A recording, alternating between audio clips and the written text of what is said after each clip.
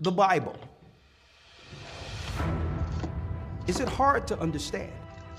When it comes to reading the Bible, the first thing that comes to mind is the fact that this is the Word of God. The seals have been broken, and the truth is here. And when we go throughout the scriptures, when we go throughout extra biblical records, we find that the language that God employed, that He used to create the heavens and the earth, was the Hebrew language. Christ said, I came for the lost sheep of the house of Israel. But yet no one, no religious leader, no religious church out there anywhere can now identify the 12 tribes of Israel. Can we? God is quite simple, but it seems as if man makes understanding Him hard. What are those mysteries? The truth of your book and the truth will make you free. The Hebrew and Bible Academy, you're invited.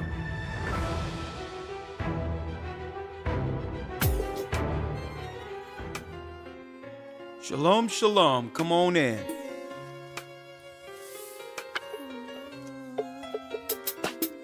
Blessings, brothers and sisters. Blessings. The East is where we're from.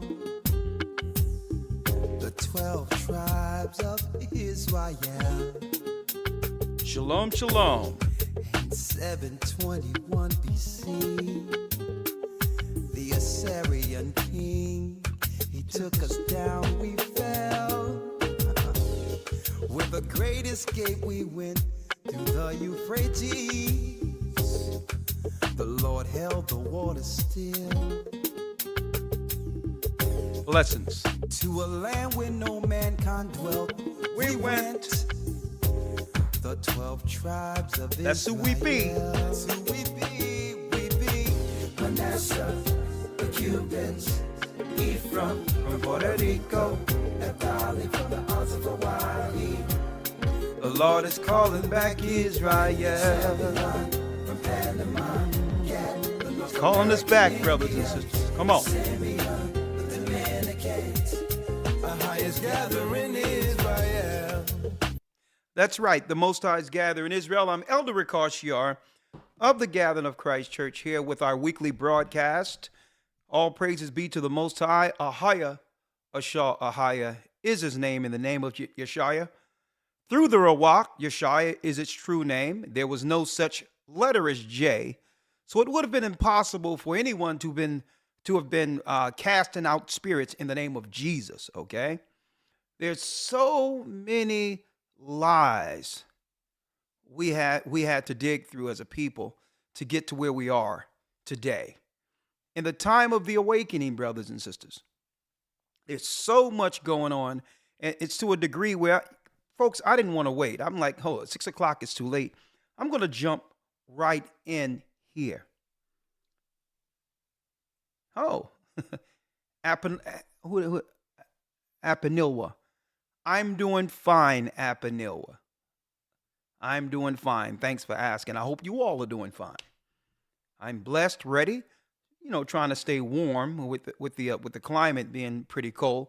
Even in Texas, snow is falling all over the place. And it was told Moses many years ago, right?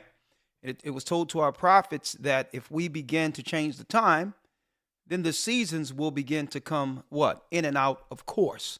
And as you can see, in areas that you would normally have sunshine, there's snow. But I digress. We're here this evening to connect the dots for all of you brothers and sisters politically. For those who don't realize or understand, this is a church, the Gathering of Christ Church, but not to be confused with modern Christianity, okay? Usually when you hear church, it's such a negative connotation that comes with it that most people are turned off, not realizing that Christ gave insight while he was walking with the disciples, that in the end days, his truth would resonate through all the darkness. And eventually, our brothers and sisters, those who were chosen to do so, would find truth. Okay? So, regardless of the negative connotation that comes from the New World Satanic Church that we see today, the New Age movement when it comes to mega churches, folks, because we didn't give up, even through that adversity, even through the destruction that came through the church, the Most High revealed to us the church that was in position before the fall of our nation, Jerusalem. So I thank the Almighty. Brothers and sisters, if you're fairly new and have been turned off from the word church, stick in here with us, okay? And have some understanding, because even Christ stated that the kingdom is for few. Many shall say, Lord, Lord, didn't I do this? Didn't I do that? Didn't I cast out spirits in your name and all these others? Didn't I help people? And Christ's going to look at that same so-called servant and say, hold up, I don't know you. Turn away from me, you worker of iniquity, for I know you not. I don't know you because you didn't know me. Okay? You were teaching about another Christ. You were teaching the New Age movement. You were teaching inclusion. You were trying to assimilate my people into the satanic New World Order. Get out of my face. Now, when we focus on that Christ in of itself, we realize the Bible isn't wrong. The original church was correct. It has been infiltrated. It was infiltrated. And I'm saying this, be patient, because I know it took thousands of years to turn us off concerning a word called church, or a place called church. And even it have actually had many walk away from the Bible itself, believing that what we are witnessing in the earth today called church is actually written in the book. So I believe that the Most High, through the Holy Spirit, have done what? He have actually given us a respite. He was giving us some, he've given us some rest to understand that the book we've always trusted upon, even in time past with no understanding, he have given us understanding that the book that we always loved and trusted on was as true as it was when we first began to believe in it. And that's why I thank the Most High for this church. I thank the Most High for the knowledge he bestowed in this work, folks. And keep in mind, it's not as if we are here in the church reinventing the wheel, okay? We're just servants. The only thing we did, in essence, was just say, let's get doctrine out of the way as far as the doctrine of men and deal with the book as it is written. And that in of itself led us back to the original church that was destroyed by the Roman Empire, by the Edomites. So speaking about that, before I go in, I would like to thank all my loyal academites in the academy. Thank you again. As you all can see, this academy is hitting hard. We went through what? We went into the creation of the universe, week 1, right? We went into week 2. What? Tracing the serpent seed to prove that what they call mythology and mythological gods aren't myth at all. These are the gods who came to this earth, who fell to this earth, who encompassed or was a part of that face of the deep. We all read about in Genesis 1. And they are the gods of this world. Okay, they are the gods of this world. Those who worship and follow Kabbalah, they worship the dark forces, Samael, Satan, your Vatican, and all these. They have hidden the fact that the gods they claim never existed as myth are actually the gods, that's right, they bow to, they serve, and receive technology from. Okay, but all in all, that's their God. What I'm trying to do through the Spirit of the Almighty is show what? A difference between what? The gods of the nations and the God of the Hebrews, the God of Israel. Okay, and the fact that Christ would make a line in the sand between those who would choose to follow him and the rest. And that leads us to our broadcast today, because we're going into week 3. Week 3, the promised seed. to prove beyond any shadow of a doubt, using archaeology, history, as well as the Bible, that the Most High have always had a what? A chosen people. That's who we are. That's who we are, folks. And I'm going into that, and I hope you can participate with us with this. Week 3, is there a chosen people? Is there a spiritual Israelite and all these others Christians are talking about? Have they lied on us? Well, folks, if anything, you'll see it this academy. You'll see it. I'm going to break it down through the precepts, Lawyer and I, from Genesis to Revelations, to prove that Israel has always existed. Okay? Just because we fell according to a curse doesn't mean the Most High forgot about us. And I'm going to talk about that and prove the doctrine of Christianity is a lie concerning that they don't know who God's people are and all these others. Folks, if anything, I can thank the Most High for, and again, go to historytimes.org to enroll. We still have spots in. They're still working to make sure we enroll you all. And even if you can't work Sunday, it's okay. Even if you can't be there present Sunday because you have to work or it's a day off, enroll anyway. We'll make sure you get the links and you'll still be able to view it at your own convenience. Okay, so just because you can't be there Sunday doesn't mean you have to miss it. Okay, and we'll give you your welcome pack, all the information at the end of the academy.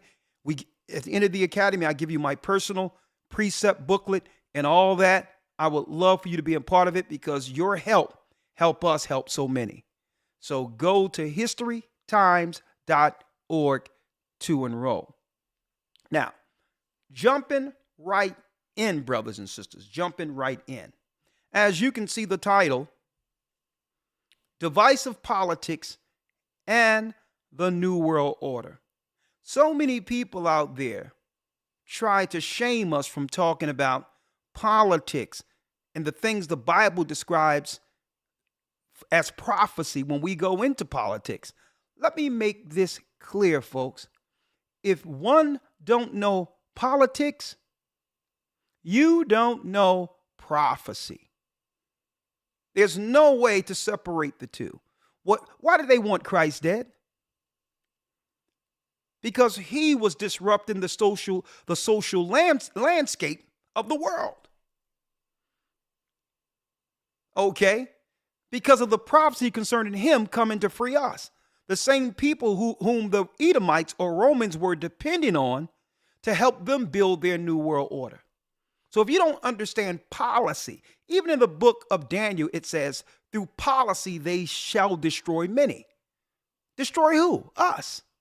So we've been ignorant to policy, believing that if you go into the Bible, you're supposed to just sing hymns and praise Jesus without understanding what's in the book. If you don't understand policy, you don't understand. If you don't understand policy, you will never understand prophecy. And I hope to give brothers and sisters understanding of how important that is this evening. If anything, right? If I can thank the internet for anything, right? In particular, right? I can thank the internet for coming up with a very convenient word to what the world had been doing to our people for a long time. Right? If anything, I can thank the internet for coming up with this one word that quantifies what they've been doing against us. Folks, it seems as if the world have trolled our people forever. Right?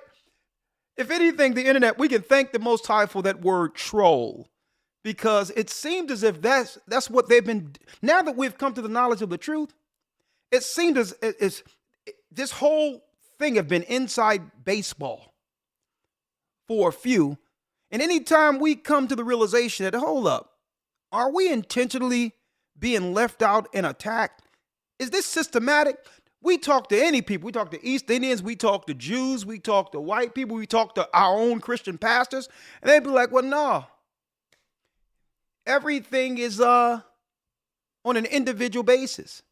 Everything is just happenstance. But folks, when we dive into this today, you're going to realize the whole world have trolled the children of Israel for a very, very long time. Right? Hit the like button for us because we are about to jump in. We are about to jump in. Before I jump in, let me say hello to a distinguished partner in Christ, Elder Lawyer. Yes, sir. Shalom. Shalom. Shalom, Elder Lawyer. Shalom, sir. How you doing? I am blessed by the best, and his name is Ahaya. Let me turn this down a little bit, just a little bit. I'm a little hot. This mic is a little hot. Yeah, I'm going into it today, Elder Lawyer. We have it already, right? I'm gonna drop a few things today. I just need you to assist me. I got it all set up. First and foremost, again, you're doing well, right? Yes, sir.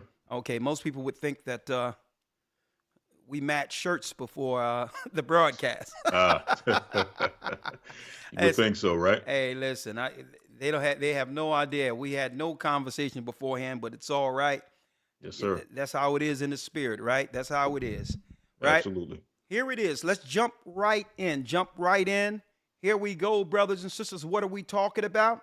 And we're going to quantify this through the Bible. And at the end of it, what are we to do now that it's understood that there's enemies, political enemies, outside of our people, and the most dangerous are those within our people. We're going to talk about that. Politics and divisive politics and the New World Order. Let's jump right in, starting with Trump, along with a very important sidekick. All right, let's start with Trump on the campaign trail. Because most people believe, Elder Lawyer, that because we speak of the evil politics that come through Democrats or liberalism, that we're Republican. Right? A lot of people might think that, right? Right. But today they're going to understand all of it. Right? Right. Because you cannot have someone who keep stating over and over for years that they're going to build a wall. You can't hear someone say that and not have that in of itself raise a red flag, especially the wall that was built around us before they destroyed Jerusalem. So I'm trying to put this together for people. Just because I told y'all to stay away from evil liberalism, which is Democrats, and the Bible speaks of them, okay?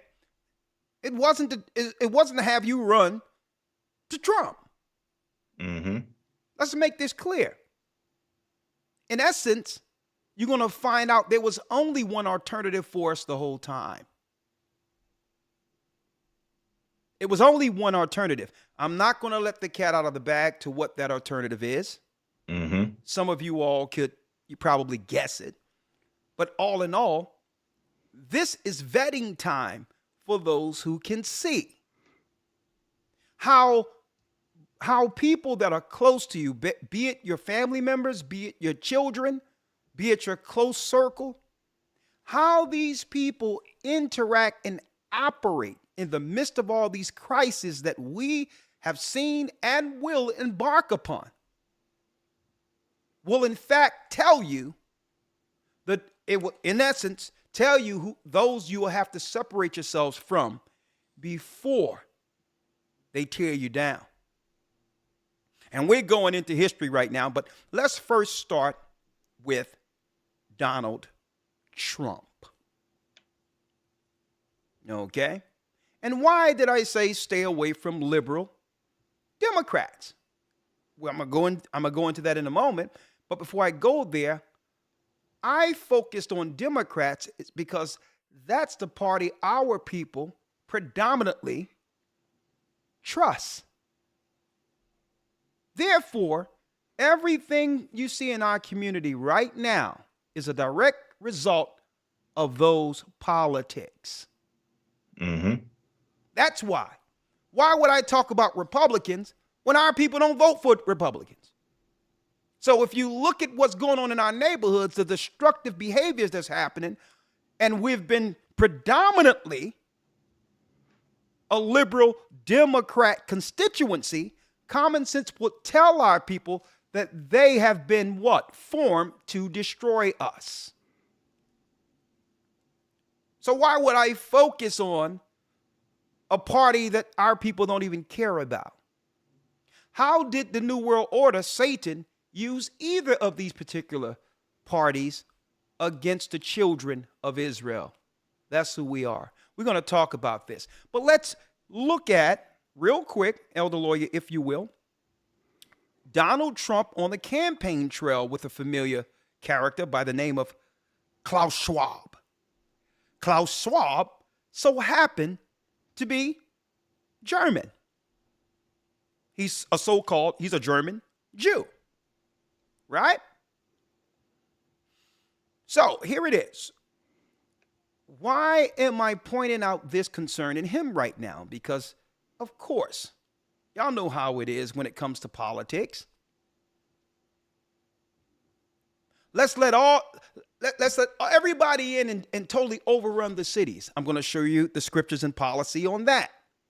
Only to have everyone say, well, hold up. We need a savior to save us from what the government, Democrats and Republicans, agreed to happen.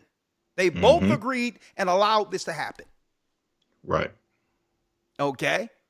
So automatically everyone is going to run to the next side. Right?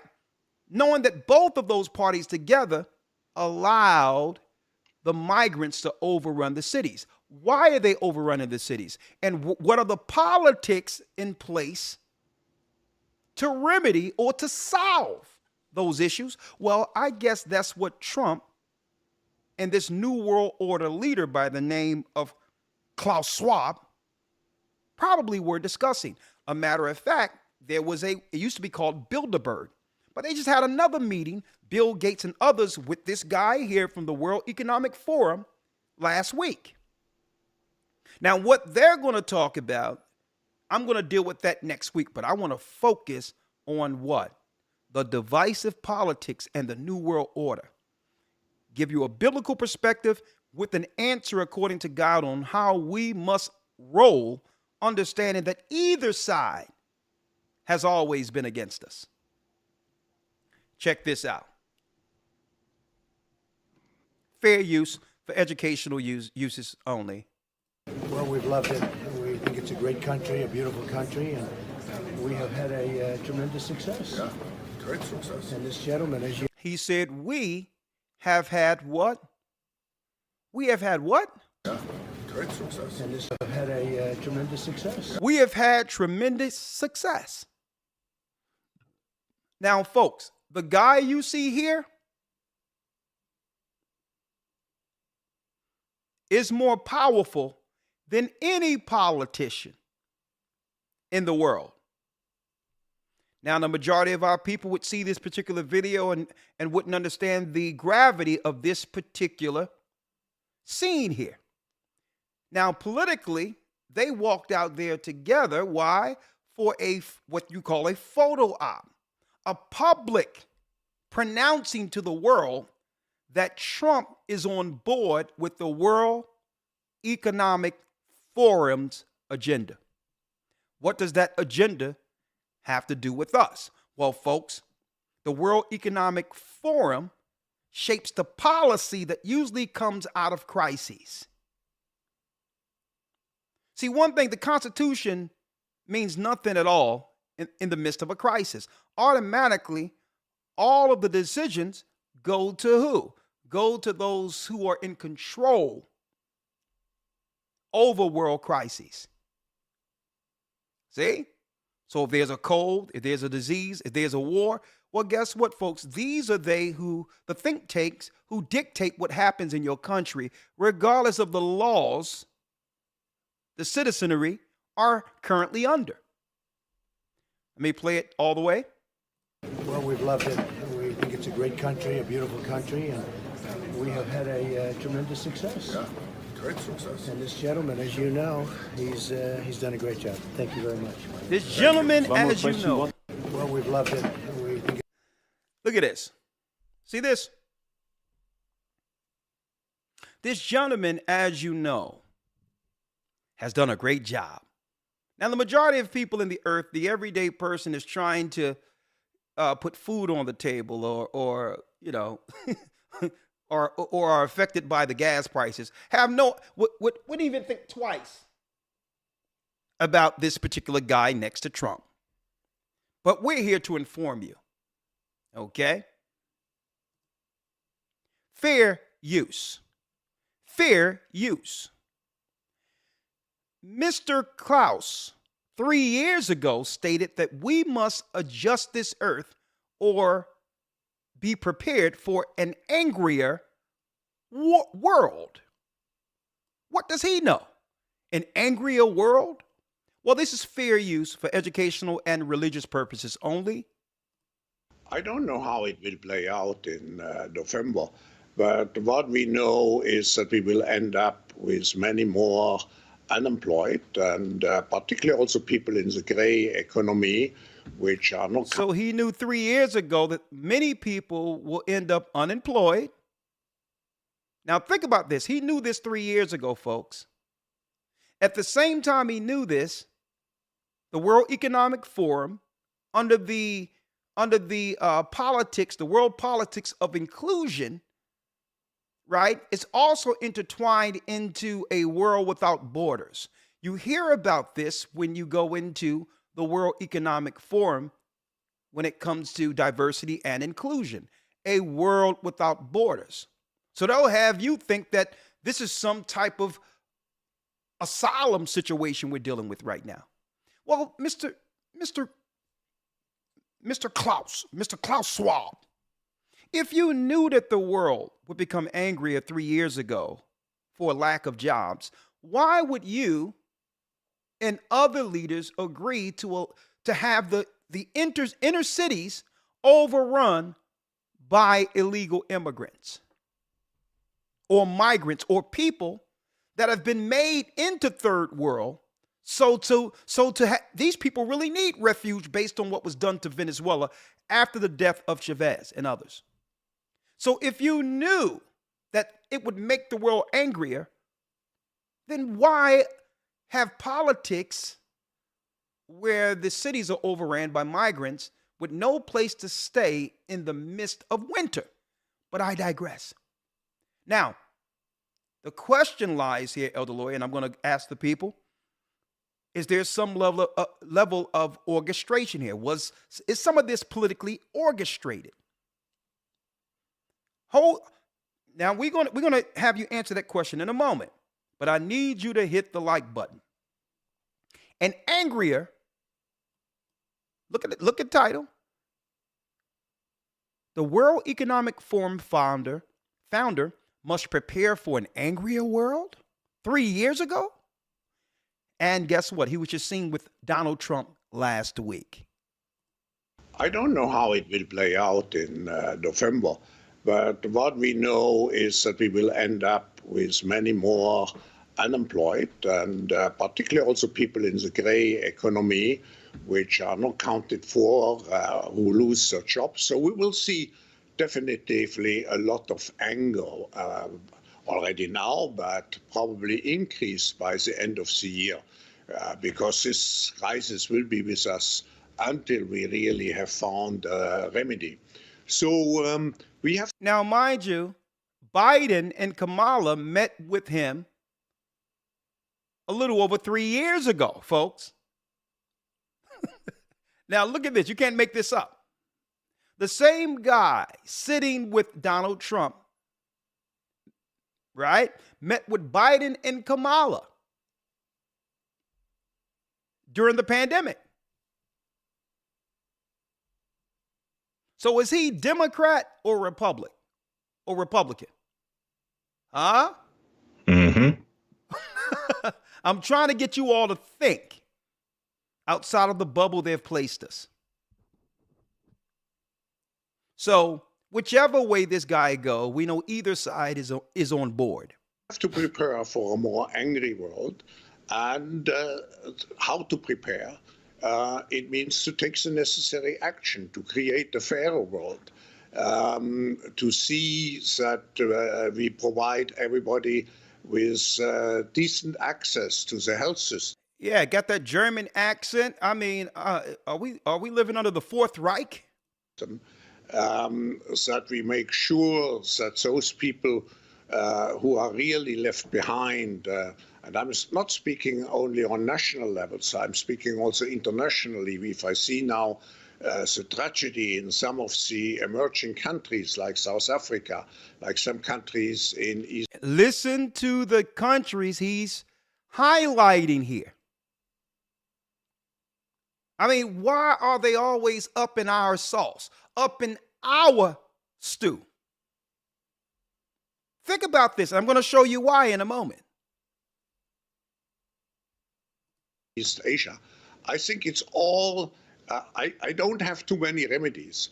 The remedies have to be discussed through dialogue by the stakeholders of our global system. But by stakeholders of our global system. He's saying decisions have to be made by stakeholders of our global system, not by our elected officials. See, I have to stop this and break it down for y'all so that you brothers and sisters can understand what's going on. So who are the international stakeholders who are making decisions for what you would call free countries? I just see the need for such a dialogue, and I see the need for action. I see the need for a great reset. To what extent? I see a need. Elder Lawyer, you probably missed this. You could put yours on mute, Elder Lawyer. I knew you was listening. I know you was listening to it. Don't worry about it. I'll bring you in a second.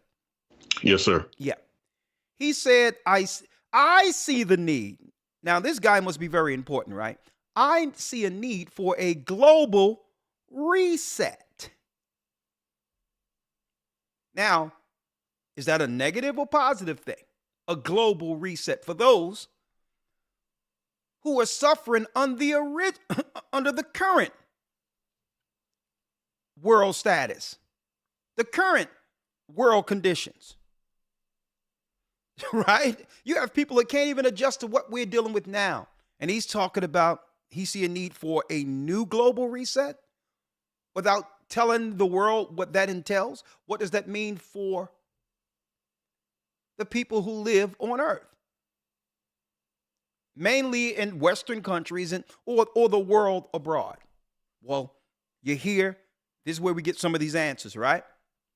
Then would a reset be brought about by a change in the White?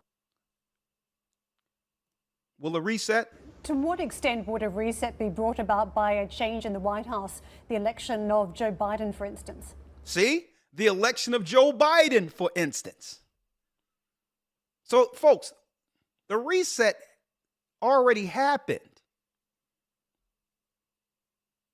When they released the world out of the pandemic, the world was released into a new system. In order to set up a new system, the whole world had to stop to put the what? The new world infrastructure in place. Everything you're seeing now, whether you agree with it or not, came out of the reset. When you look up and you're seeing all these foreign people around you and all that, a world without borders is what they talked about on what? The economic forum. The World Economic Forum is what we're living under now, which is really social warfare. What I'm showing you, brothers and sisters, you have to know what a social mercenary look like. What does a social mercenary look like? Mercenaries are usually paid to take out an enemy. Now, what makes them mercenaries is the fact that they're not aligned to any particular army or country. A mercenary is what? You got it. A mercenary is an individual asset who's willing to attack anyone, anybody, under a mercenary contract based on pay. What we are witnessing today, whether it be illegal immigrants or whatever the case is, are mercenaries, because they're not coming over just to come over. They're being paid and being promised payment to destabilize the cities. And we're going to talk about that. These are mercenaries. Fair use, education, and religious purposes only. I don't know. We shouldn't speculate about the outcome of the election. We will see beginning of November, and then we can, in any case, we can, and the World Economic Forum is very open and as an open platform to integrate everybody who is. To integrate. Listen to what he's saying, folks. Don't let his accent go over your head. We must integrate. Listen to what that is, folks. Folks, listen. What is opposite of integration? Segregation. Remember, I've told you this. We're going backward now in a moment. Segregation, desegregation was the New World Order's plan to destroy us. The opposite of integration is segregation. Follow me here. Is willing to address those issues in a spirit, which means in the spirit of Satan, obviously, to exercise here true global citizenship.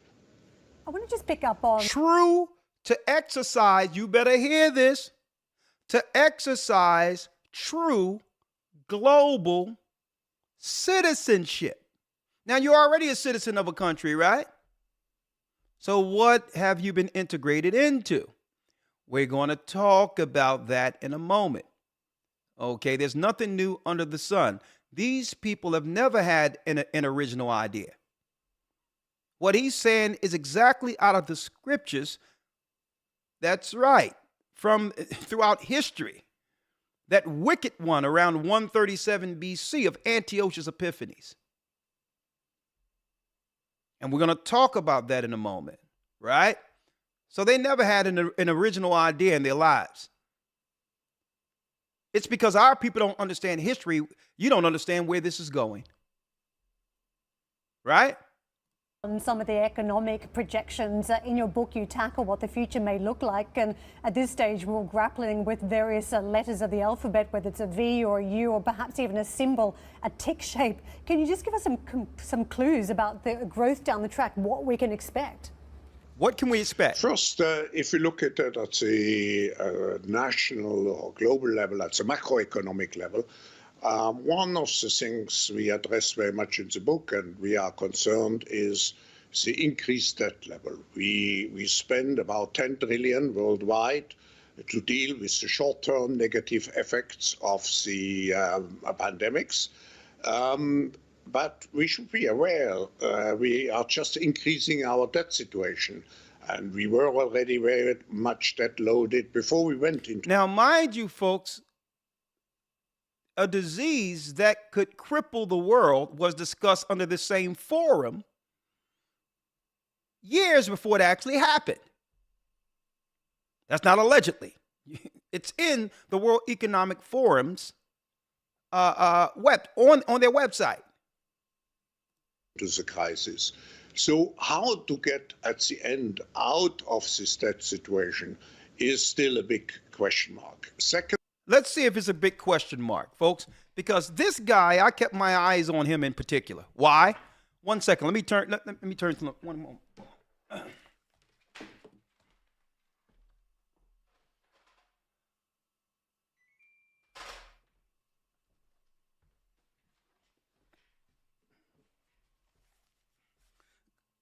going right along, because I don't want to spend too much time on him, but I kept my eye on this particular character for a long while now.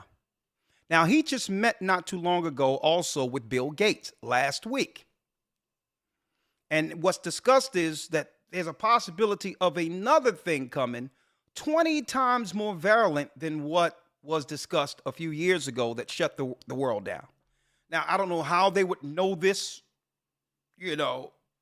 out of nowhere. How would they know exactly how something is going to affect something in the future? I mean, hey, but I'm gonna leave that alone here. Let's just talk about the politics. I've been keeping my eye on this guy for a long time, right? Klaus Schwab, right? Listen to this. Very fast. But can you imagine that in 10 years when we are sitting here, we have an implant in our brains? Can you imagine what? Can you imagine when we're sitting here 10 years from now with an implant in our brains? Advancing very fast. But can you imagine that in 10 years when we are sitting here, we have an implant in our brains, and I can immediately feel, because you all will have implants, and we measure your brain waves, and I can measure your brain waves. He says, he told everybody in the room. So all of them must be down with this. Well, we all going to have it, right? Advancing very fast.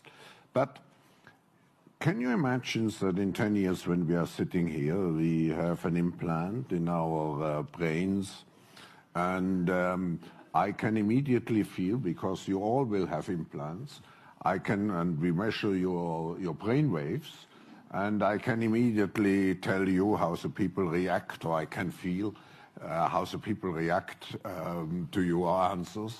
Is it imaginable? He can feel what other people are thinking and feeling?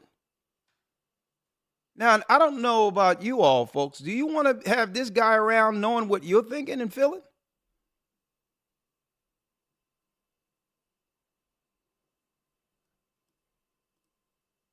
Advancing very fast.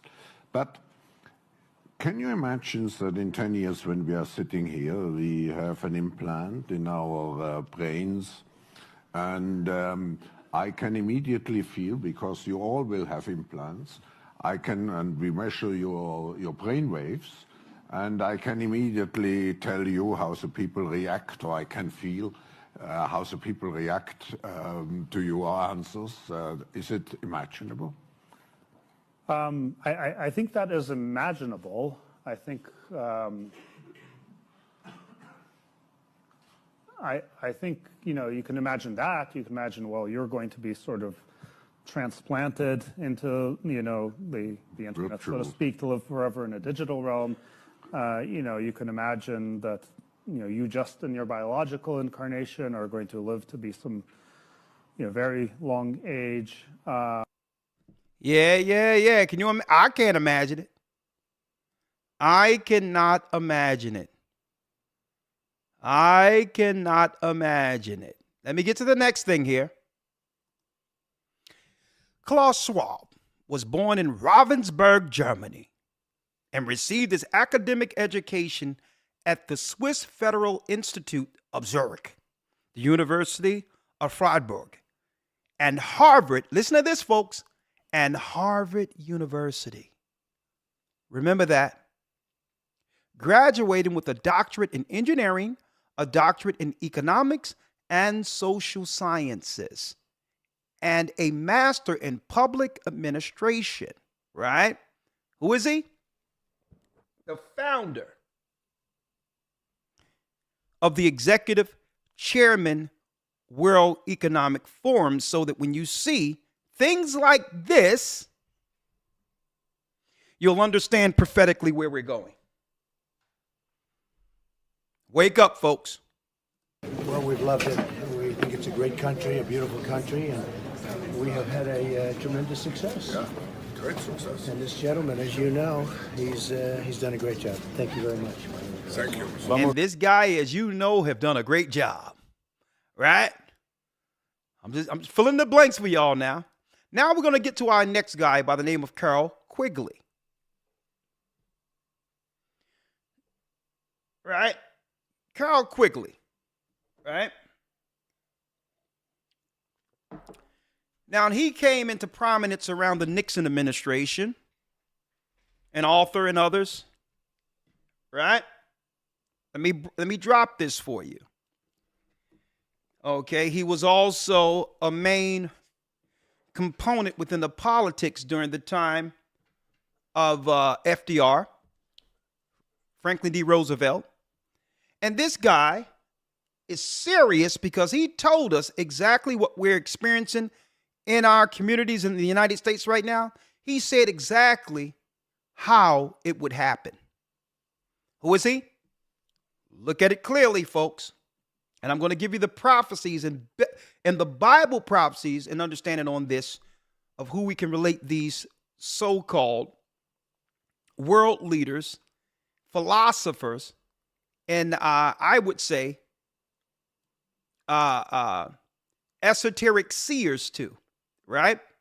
Carroll Quigley, right, was an American historian and theorist of the evolution of civilizations.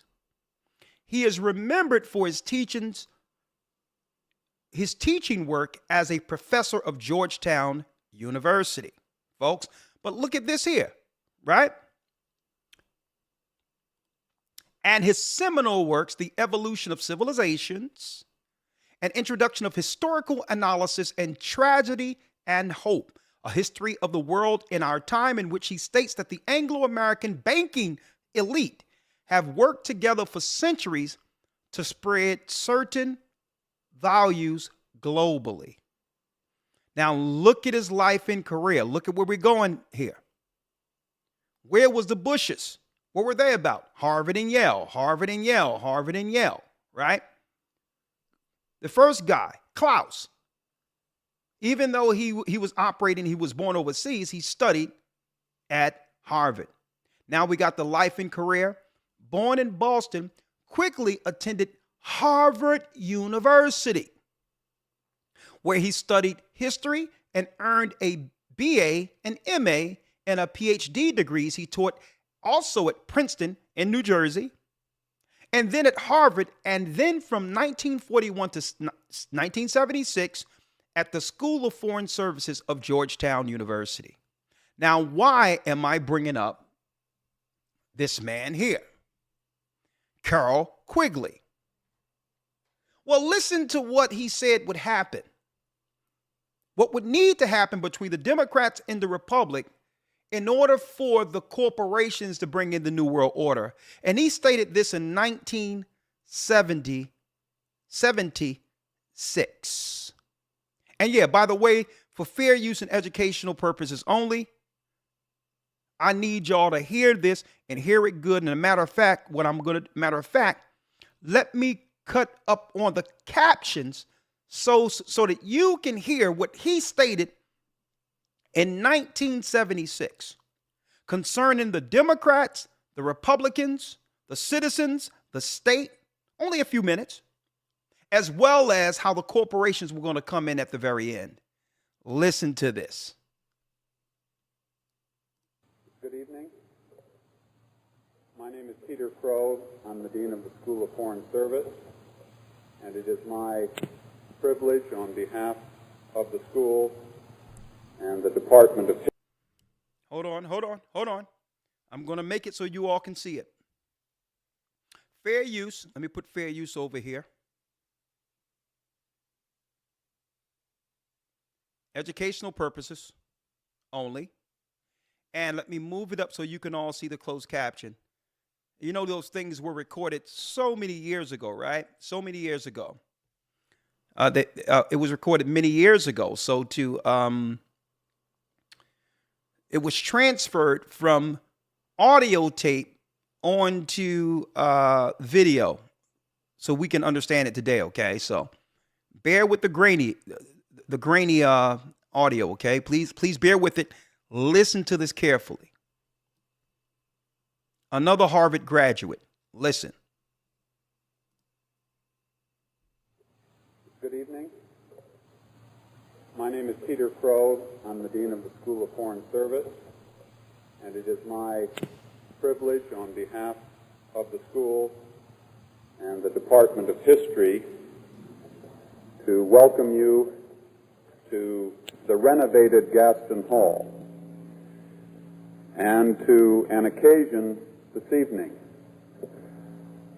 at which we honor an established institution and inaugurate a new one.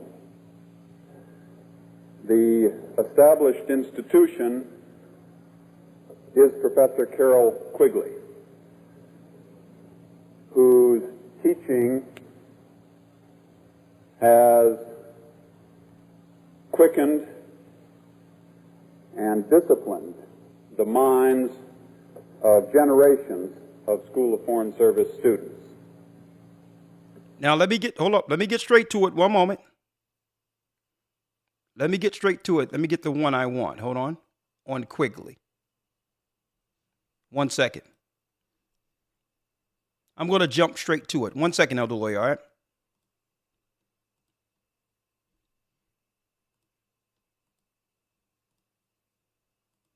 Bear with me. Hold on.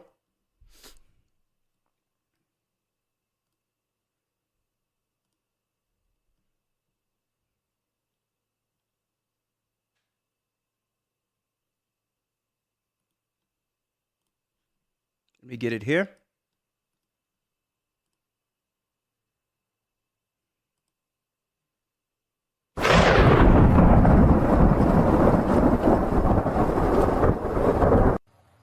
There have been numerous... Okay, this is what I need, okay? The volume is pretty good on this one too, so here it is. Fair use, educational purposes only, fair use.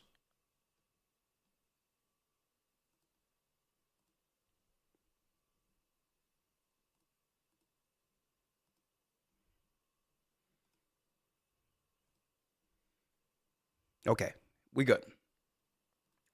Check this out. Elder Lawyer, listen to this.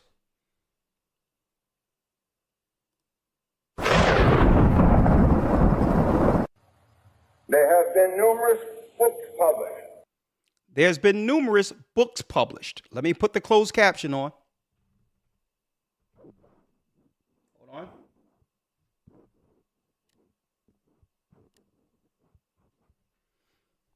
One second here.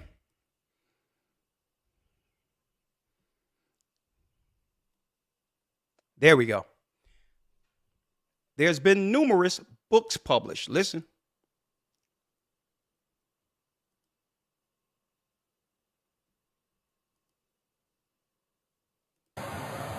There is a basic assumption that only two kinds of interests or entities operate in the area of political action.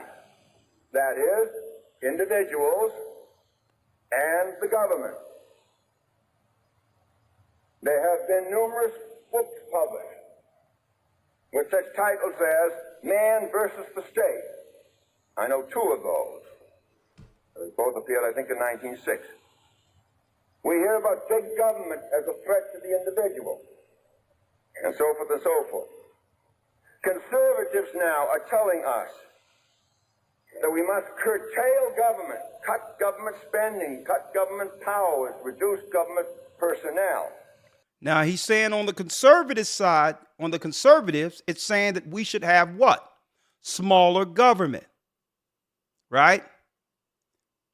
Smaller government, less spending so that the people can have what? From the conservative side, the Republicans, a better quality of life, being able to save and hold on to their money. That's the conservative side he's talking about now. That to take the power out of government and give it to the people, right? Listen. For the sake of making individuals more free. So that you'll be more free, right? The more money you have, the more you can determine the outcomes for you and your family. That's the conservative side. This was 1976, folks. Listen. hand, are still telling us, as they have for a long, long time, Liberalism is who? that in Democrats. order to make Hold up. Liberalism are the Democrats. So there's two thoughts of thinking amongst the citizens that the government use as a form of control. One say, well, we're anti-government when it comes to all the spending and all these others. Government should be there to pave roads, give us military to protect our borders, and to stay out of the way of citizens, free citizens, law-abiding citizens who are operating under the Constitution. Stay out of our business. But check out the liberals now. Liberals are Democrats. Conservatives now are telling us that we must curtail government, cut government spending, cut government powers, reduce government personnel for the sake of making individuals more free. Liberals, on the other hand, are still telling us, as they have for a long, long time, that in order to make individuals free, we must destroy communities. Oh, look, the liberals are saying in order for us to make the people free, we must destroy communities. That's the Democrat ideology. So you wonder why our communities are destroyed? This is the modus operandi. This is why the liberals operate to destroy communities to have their own outcome. Right? Liberals or Democrats must destroy communities. Now, this is the party that we've been aligned with to help our people in the ghettos, folks, in the inner cities. Did y'all know this? More free. Liberals, on the other hand, are still telling us, as they have for a long, long time, that in order to make individuals free, we must destroy communities. By communities, I mean villages, ghettos and cities, ethnic groupings. Ethnic groupings? Isn't that us? Groupings, Hold up. Anything Hold up. Ethnic groupings, religious groups, folks. The freedom we are afforded today is because our people stood up who believed in God. The civil rights movement came grassroots out of the Christian church, the black Christian church at that. So it says the liberals were put in place to destroy communities, ghettos, and religious groups. Things, listen to this clearly, anything which is segregated, which means separated from outside forces or influences. See? Because if we are over our own institutions, our own schools, now they can't come in with poisons or anything else and advise us to do something contrary to the group. Right? Religious group. So liberals are set up to destroy the foundations of what our people have always stood for. Segregated. We must destroy them so that all individuals would be, if possible, identical. So that all people, if possible, can become identical. Including what? Boys and girls. Including boys and girls. 1976 tells us they knew why the Democrats was set up from the beginning. We're at the last phase of the liberal plan to destroy us. Long time. That in order to make individuals free, we must destroy communities.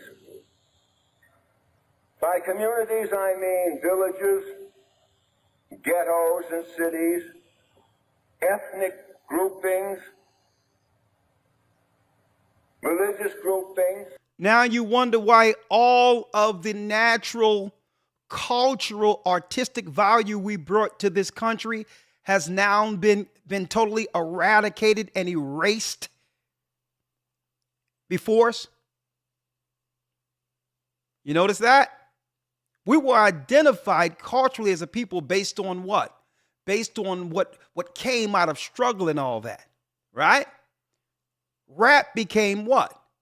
An art form, speaking against justice, speaking to what we experience, and now it's become Nas X. Nas X. Gospel was music speaking to what? The grassroots understanding of our slavery to one day make it back to Zion, and it became Kirk Franklin and Tyler Perry. Right? Even the music of our women who used to sing about love. There's nothing like my guy. He may not be a movie star, but he don't have to be rich. He don't have to be high value. But when it comes to being happy, we are. There's not a man today who can take me away from my guy. They switched her out with Little Red, with Sexy Red. Harlotry. This was the plan. Integration. Ethnic groupings, religious groupings, anything which is segregated, we must destroy them so that all individuals would be, if possible, identical. And I had to go into this, brothers and sisters, right after the so-called celebration of the great Martin Luther King, because Martin Luther King seen this, seen what the liberal was trying to do by attaching themselves to him, and says, and he quoted, "I'm afraid that I've led my people into a burning house," and said, well, listen, we must change this midstream to know the only way to protect our people from the integration is to make sure our people, the descendants of slaves, the tribe of Judah, receive reparations. If we're not financially taken care of first, these other people are going to come in and utterly decimate us. Utterly decimate us. And he knew it. He knew what? He knew the innocence from a large scale, being that we were predominantly a Christian people, could not rival the evil we were getting integrated into. We were too trusting. And if we aren't protected, being such a trusted people, these liberals would rip our families apart. They would join our churches. They'll become what? They become leaders and principals over our schools. They would begin to lead our religious institutions and focus on destroying our children and turning them out.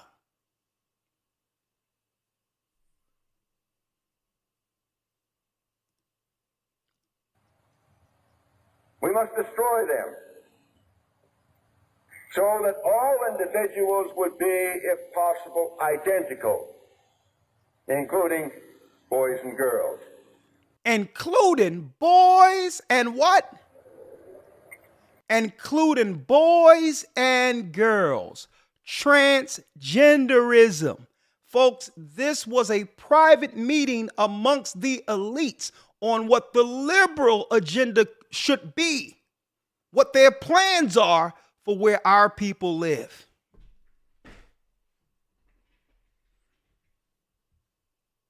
Huh? But the area of political action, and I won't draw it on here, but just assume a circle of political action in which you have government, individuals acting in there.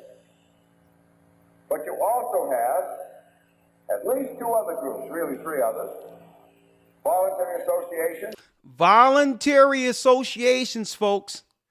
They was going to use activism. Voluntary associations who are mercenaries. They're going to come in under the guise of philanthropy in our communities as if they are for our causes. But the people who were for our causes had to be what? Had to be silenced first so that they could hijack protesting and activism. So they'll do it through voluntary associations like the satanic Marxist Black Lives Matter.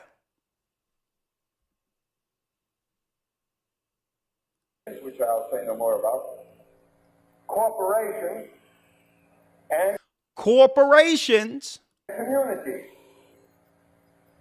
And if the liberals destroy communities. Now, once the liberals destroy the communities, are they not destroyed? For the sake of the individual. For the sake of the individual. And the conservatives destroy big government for the sake of individuals. And the conservatives destroy the state government for the sake of individuals. Because why?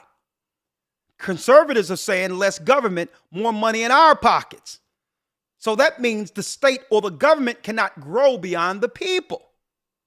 So if each of those work on either side, you're going to have an area of political action in which irresponsible and immensely powerful corporations are engaged in opposition. So then the corporations come in, are engaged in opposition. Now, this is where your corporations come in. To individuals who are socially naked. Because the people on either side are socially naked. Why? They have what? They have intentionally and successfully divided the nation. Now the corporations, strengthened by the banks and industry and all that, international industry, can now control that particular country through what? Through the spirit and politics of divide and conquer. There's no opposition. The conservatives are fighting against the state, and that's right. The liberals are destroying the community, so our people, poor people and others are just trying to live. Right? So the corporations have to come in with solution. World Economic Forum, anyone? Are we putting this together for you? And indefensive. Now, the reason why I pulled this up, let me show you.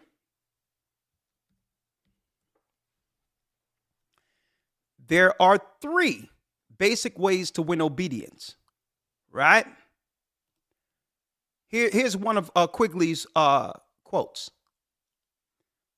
There are 3 ways to win obedience: by force, by buy-in consent with wealth, and by persuasion. Quigley, Harvard professor, right? Now watch where I'm going here. Watch where I'm going. Thank you, other lawyer, because you sent this to me a couple of minutes ago. I seen it the other day. They could not roll this out until they get rid of those who resisted. No way liberals would have been able to destroy our inner cities if Martin Luther King and Malcolm X lived.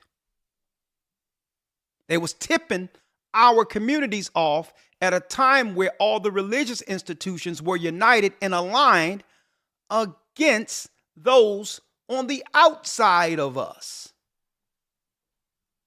Fair use. So now we see how the enemy works on the outside. Now let's talk about the politics on the inside. Divisive politics and the New World Order. Fair use. Hit that like button for me, please. Please. Many people need to hear this.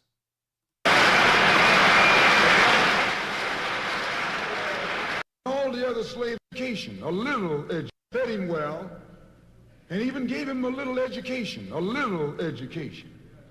Gave him and dressed, took Tom Now notice Malcolm is going to start off with people who brag about degrees. Now look at what the enemy does with their degrees, and look what our people does with theirs. It's like we get a degree just to brag to other people within our community that's gone to hell about our education. Look how they take their education for full control, and look what we use our education for. But I digress.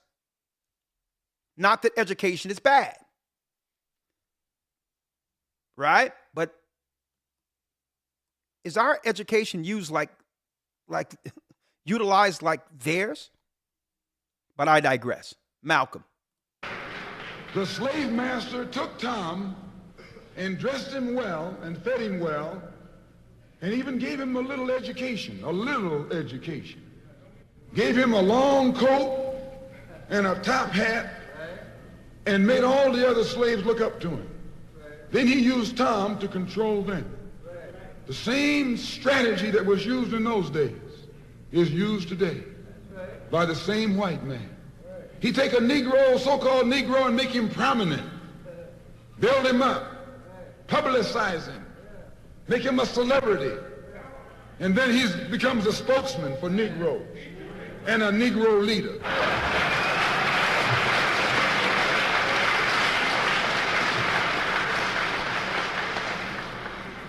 I would like to just mention one thing else quickly, and that is the method that the white man uses, how the white man uses these big guns or Negro leaders against the black revolution. They are not a part of the black revolution. They're used against the black revolution. When Martin Luther King failed to desegregate Albany, Georgia, the civil rights struggle in America reached its low point. King became bankrupt almost as a leader. Plus, even financially, the Southern Christian Leadership Conference was in financial trouble. Plus, it was in trouble, period, with the people when they failed to desegregate Albany, Georgia. Other Negro civil rights leaders of so-called national stature became fallen idols. As they became fallen idols, began to lose their prestige and influence, local Negro leaders began to stir up the masses. In Cambridge, Maryland, Gloria Richardson. In Danville, Virginia, and other parts of the country, local leaders began to stir up our people at the grassroots level. This was never done by these Negroes whom you recognize of national stature. They controlled you, but they never incited you or excited you. They controlled you. They contained you. They kept you on the plantation. As soon as King failed in Birmingham, Negroes took to the streets. King got out and went out to California to a big rally and raised about, I don't know how many thousands of dollars. Come to Detroit and had a march and raised some more thousands of dollars. And recall, right after that, Wilkins attacked King, accused King and the Corps of starting trouble everywhere and then making the NAACP get him out of jail and spend a lot of money, and then he accused King and Corps of raising all the money and not paying it back. This happened. I got it in documented evidence in the newspaper. Roy started attacking King, and King started attacking Roy, and Farmer started attacking both of them. And as these Negroes of national stature begin to attack each other, they begin to lose their control of the Negro masses. And Negroes was out there in the streets. They was talking about, we're going to march on Washington. By the way, and right at that time, Birmingham had exploded, and the Negroes in Birmingham, remember, they also exploded. They began to stab the crackers in the back and bust them upside the head. Yes, they did. That's when Kennedy sent in the troops down in Birmingham. So, and right after that, Kennedy got on the television and said, this is a moral issue. That's when he said he's going to put out a civil rights bill. And when he mentioned civil rights bill and the Southern crackers started talking about they were going to boycott it or filibuster it, then the Negroes started talking about what? We're going to march on Washington. march on the Senate, march on the White House, march on the Congress, and tie it up, bring it to a halt. Don't let the government proceed. They even said they was going to go out to the airport and lay down on the runway and don't let no airplanes land. I'm telling you what they said. That was revolution. That was revolution. That was the black revolution.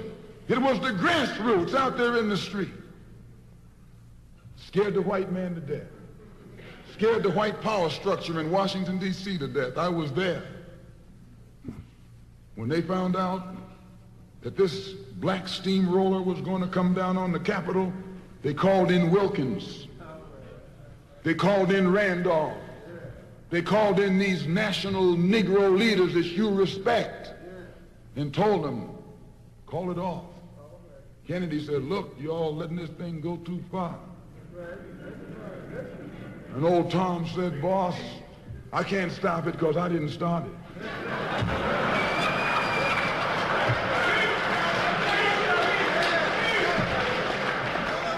I'm telling you what they said. They said, I'm not even in it, much less at the head of it. They said, these Negroes are doing things on their own. They're running ahead of us. And that old shrewd fox, he said, well, if you all aren't in it, I'll put you in it.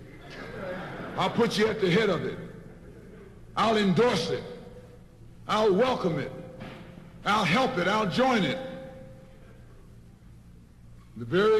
A matter of hours went by. They had a meeting at the Carlisle Hotel in New York City. The Carlisle Hotel is owned by the Kennedy family. That's the hotel Kennedy spent the night at 2 nights ago. Belongs to his family. A philanthropic society headed by a white man named Stephen Currier called all the top civil rights leaders together at the Carlisle Hotel and told them that by you all fighting each other, you're destroying the civil rights movement.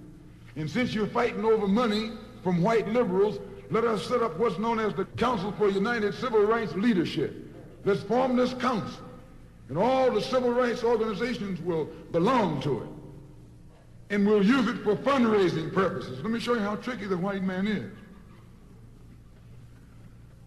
And as soon as they got it formed, they elected Whitney Young as the chairman. And who you think became the co-chairman? Stephen Currier, the white man. A millionaire. Powell was talking about it down at the Cobo today. This is what he was talking about. Powell knows it happened. Randolph knows it happened. Wilkins knows it happened. King knows it happened. Every one of that so-called Big Six. They know what happened. Once they formed it, with the white man over it, he promised them and gave them $800,000 to split up between the Big Six, and told them that after the march was over, they'd give them $700,000 more. $1.5 million split up between leaders that you've been following, going to jail for, crying crocodile tears for, and they've nothing but Frank James and Jesse James and brothers.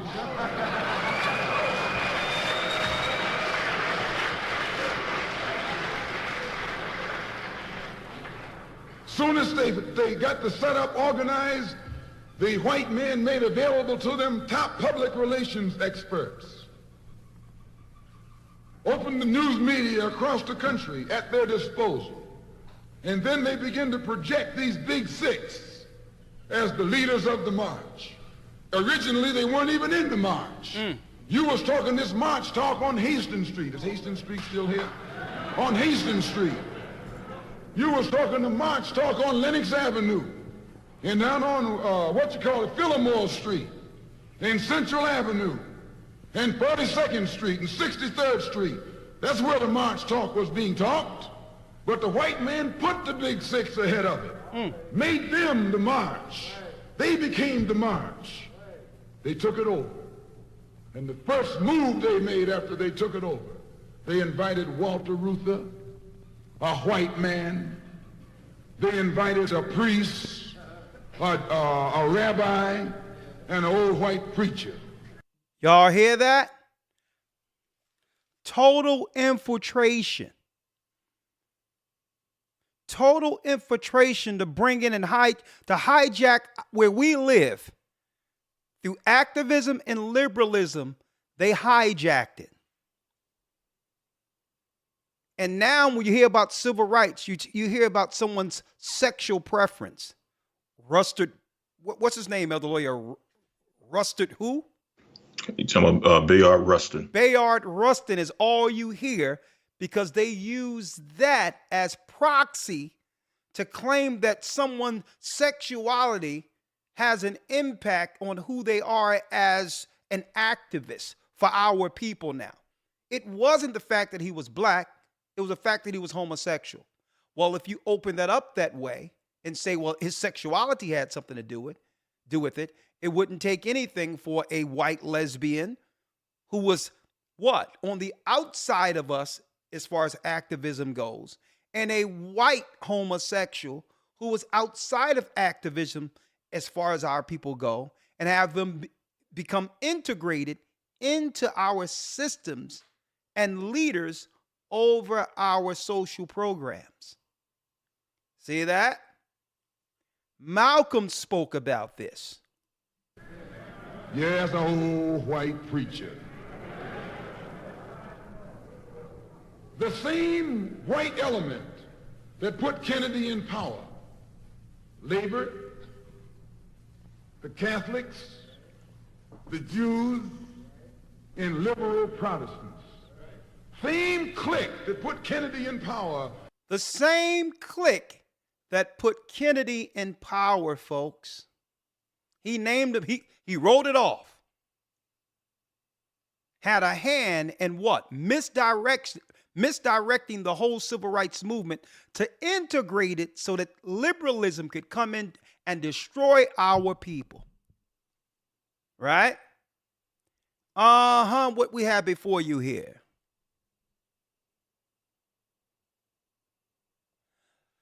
The Kabbalah,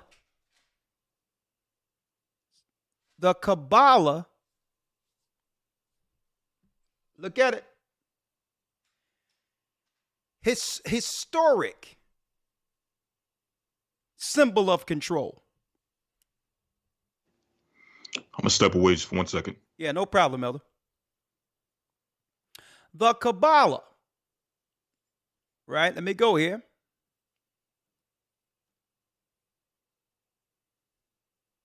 Right? Let me show it. The Kabbalah, structure of control. All the way from, as you can see, this is the Kabbalah, folks, which is the actual structure of what the Kabbalists use as a control mechanism and the symbol that came out of the tree of good and evil. At the top, you have the Canaanites, right? The Canaanites here, who end up integrating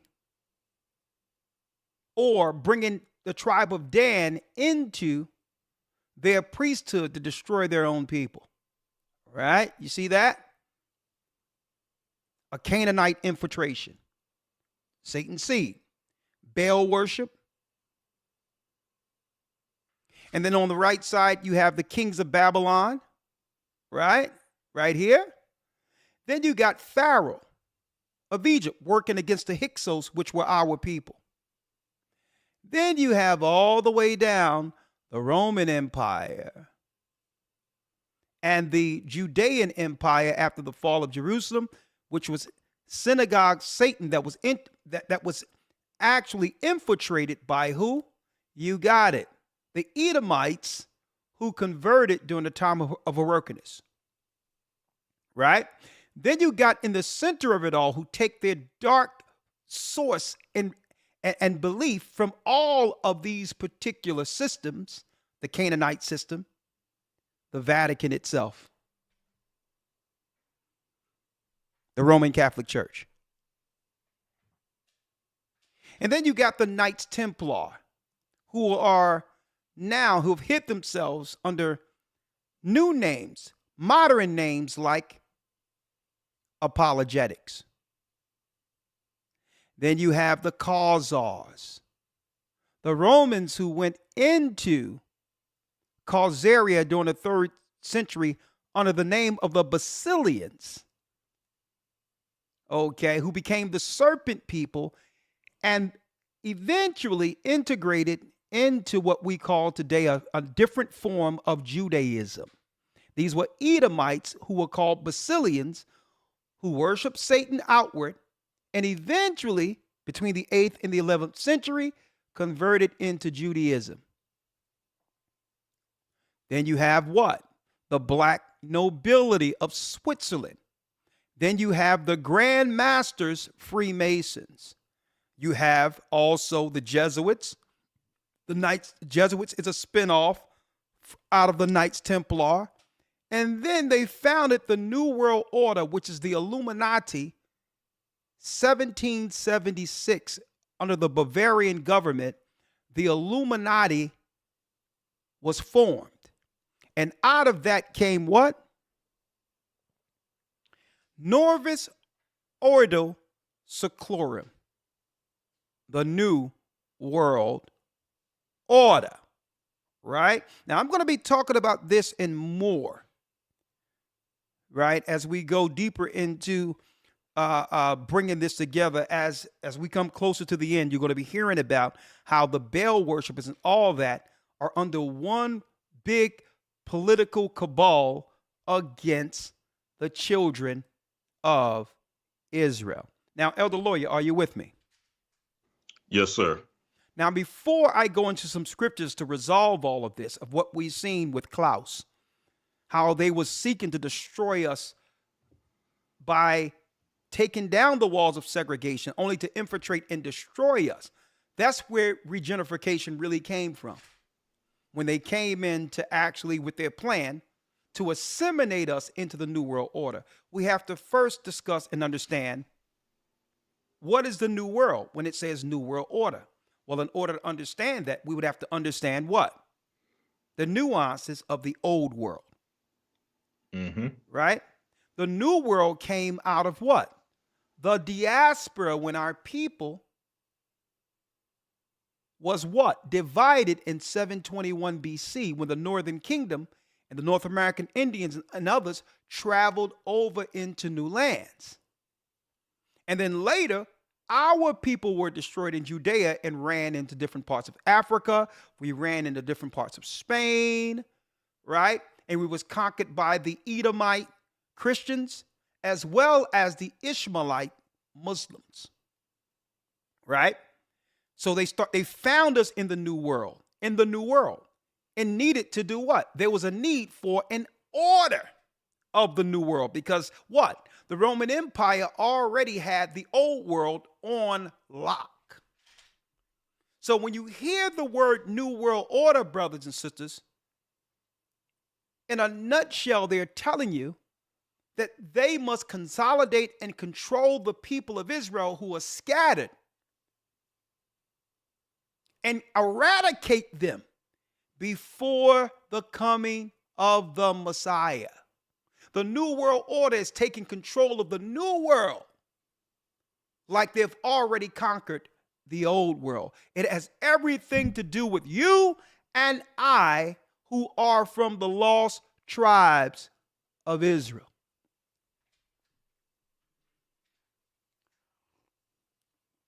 So when they say New World Order, a lot of people don't understand the optics of that. You don't understand what it is. All in all, you have to understand, well, who controlled the old world? And why would there be a need for a new world? When they conquered the Americas, right, amongst their so-called conquerors and others, they said that they found what, folks? The new world. And now they're looking to establish, after finding these people, a new world order. Well, who are these people they found? Right? The New World Order is to actually do what? Find the children of Israel and overcome them before the second coming. I'm quantifying this for you. But what's tough about this, Elder Lawyer, is the fact that We're not just fighting the enemy without, with the Democrat and Republican and all that who have always aligned themselves against us. We're fighting those within us. The biggest issue we have is the same issue Malcolm X pointed out, Martin Luther King pointed out, that the enemy is going to be the enemy. But why is there always someone amongst our own people seeking to help the other side destroy us? So, Elder Lawyer, if you may, let's grab a few of those real quick. Yes, sir. Let's go to the book of Maccabees, the first chapter, 1 and 10 first. Yes, sir. Maccabees 1 and 10. Now, why am I going to Maccabees 1 and 10? For those who missed it, just to give you a quick overview here, a synopsis here. For those who missed it, Donald Trump was just seen with this guy right here. He was just seen last week with that guy. Okay. Who is that guy you see before you? He is Mr. Klaus, the head of the Economic Forum. The head of the Economic Forum. You've seen him prominently during the time of what? During the time of the pandemic. Right? Shaping what? The politics, financially and otherwise, for the world to come. Knowing that eventually, after the reset, the whole world would be what? It would become angry and defiant based on the new policy coming directly out of Europe. He's a German. Okay? He's a German. Okay? Who is he? Klaus Schwab, who said what? Eventually, that they have a plan to make sure that people have chips in their brain. Right? And then I brought up who? I brought up after him, Carol Quigley, who said the liberals' agenda is to come into the community and dismantle communities where there's no difference between people, boys or girls. This was 1976. And in order to do so, they must tear down all religious institutions, right? You see what's going on right now? They must tear down any ghetto or ethnic things that individualize or separate us from the rest, which is our culture. They had to infiltrate and destroy from the inside. And then it gives full power to the corporations to destroy both sides. The liberal side that was set up to destroy communities, and the conservative side that was set up initially to fight government. So to what? Allow citizens to have finances for their families going forward. Well, the corporations would come in and bring order against both sides, Democrat and or Republican. And I'll play it later for those who missed it. All right. Now we're going to show you, according to the Bible, the agendas that they're pushing. And why are they pushing these particular policies or agendas on either side, Democrat or Republican? Well, it comes from an ideology, from a man called Antiochus Epiphanes. All right? Elder Lawyer, if you will, and this is second century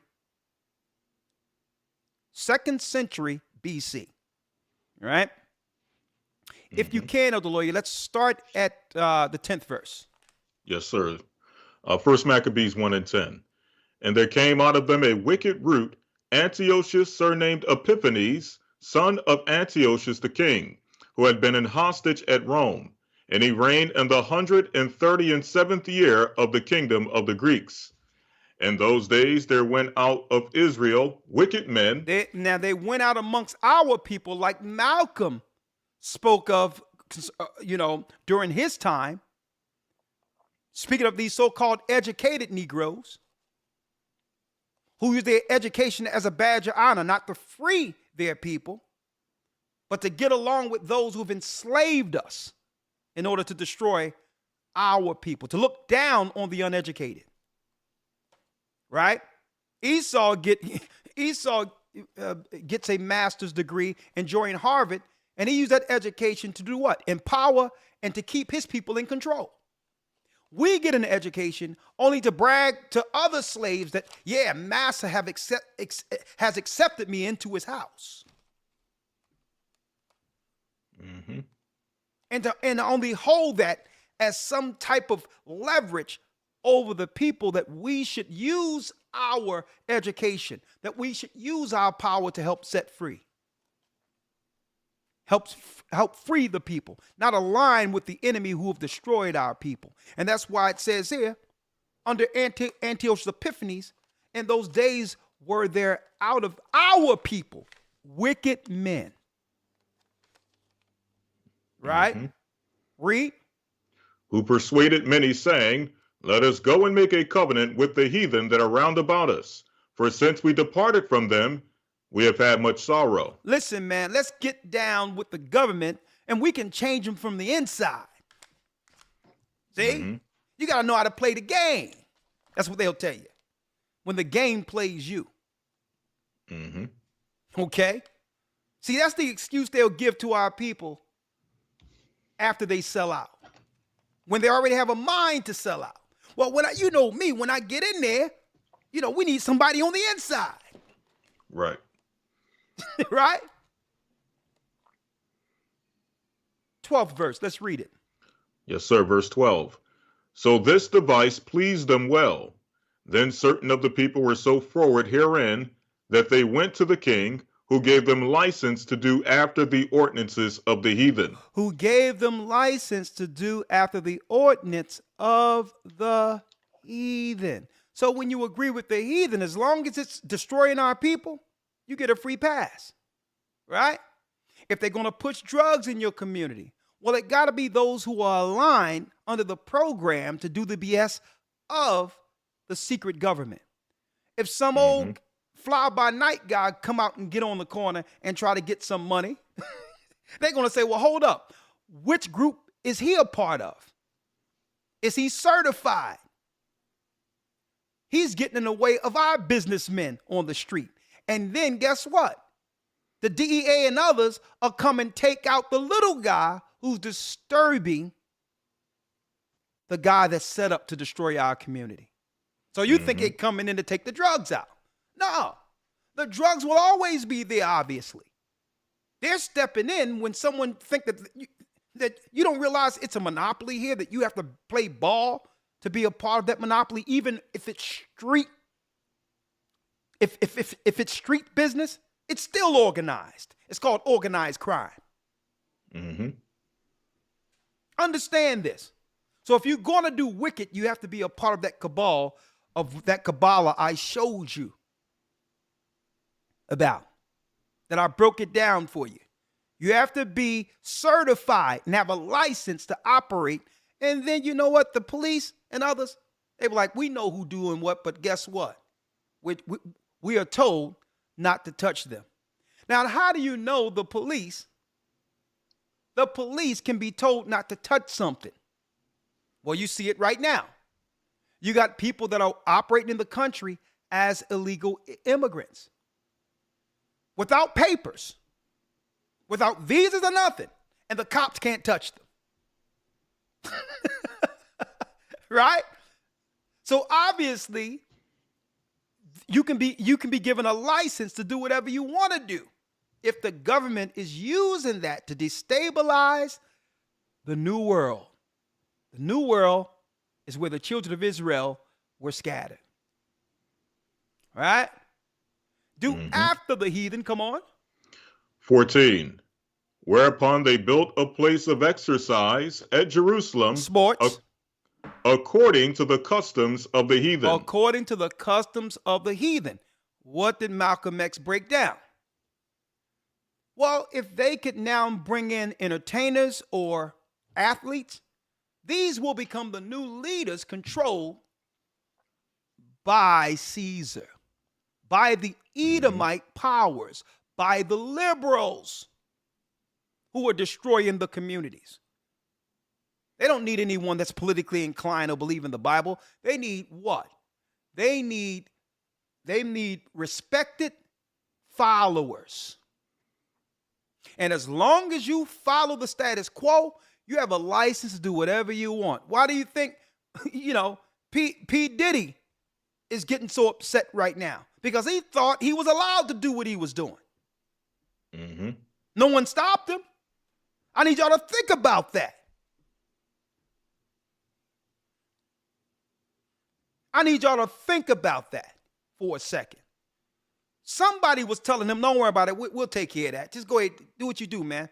Do what you do. We got your back. He got a license to do what he was doing to our people. See? It's a license. You can't go that long and do all that. So, but hold up. But if you refuse to play ball, that license can be revoked at any time. Mm-hmm. R. Kelly thought he had it made in the shade. He's like, well, okay, I'm going to just make sure they just turned 18 now. At least they're legal. Then he came and started talking about stuff like money, royalties, money for his children. He started talking about where's my catalog? And it was like, oh, we gave you a license to do whatever you wanted to do. We had a case where on paper you were married to a 15-year-old girl about 20, 30 years ago. You forgot about that? He's like, he's like, well, hold up. That's been 20 years ago. No, we gave you license to do all that. Mm-hmm. But if you want to, we can call the media and pull this up like it just happened yesterday. What you want? We already got a blabbermouth online who would just totally use her mouth to destroy our own people. We'll just call up Tasha K, who never spoke a good thing about a man she have seen within this country who looks like her, and she'll utterly decimate you. And then we'll go get Oprah girlfriend to act as if she's on your side to utterly embarrass you before your people. What you want? See, you think you got it clean and all that, but no. They give you a license to roll to a degree where you think you're untouchable. Same thing I'm reading right here. Mm-hmm. See? Same thing I'm reading right here. Whereupon they built a place of exercise at Jerusalem according to the customs of the heathen. Right? Read. And made themselves uncircumcised and forsook the holy covenant and joined themselves to the heathen and were sold to do mischief. And made themselves uncircumcised. They started operating in the fashions and even in the customs of the Gentiles. Right? Like you see, you got my man who? Kanye West, who were running around, even though he believed in God, understand the Bible, and then he's running around and trying to say that, hold up, I'm the one who made skinny jeans famous. I made that a fad. He's bragging about some tight pants, feminizing boys. That feeds right into the liberal agenda where it says there'll be no difference between boys and girls. I'm going to play that a little later. See, they'll give you a license as long as it falls into the plans to destroy the children of righteousness. Read. Jumping down to 41. 41, let's get it. Verse 41. 41, hold on. Moreover, King Antiochus wrote to his whole kingdom that all people, or that all should be one people. That all should be one people. The liberal plan of Democrats is right here. I'm going to play it in a couple of seconds.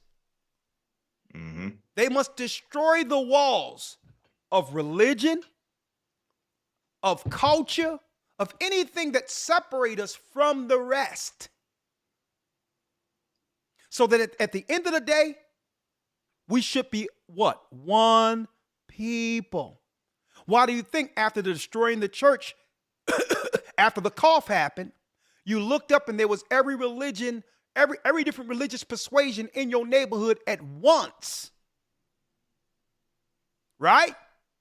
So to eventually have all people mix. And by mixing, you'll lose your culture, your tradition, what made us different, what made us special. Okay? In respect of, or in contrast of every other people, become diluted and or mixed out of existence. Think about what I'm telling you here. He says, moreover, King Antiochus wrote to the whole kingdom that all should be what? All should be one people. One people. I'm gonna bring in quickly in one moment. Read. 42. And everyone should leave his laws. Everyone should leave his laws. You shouldn't follow the laws of God. This is where they got the New World Order from. Leave their own laws, right? And folks, let me tell you, it's to a point where other nations come in and do what? They integrate into us so to destroy the essence, the power of our culture.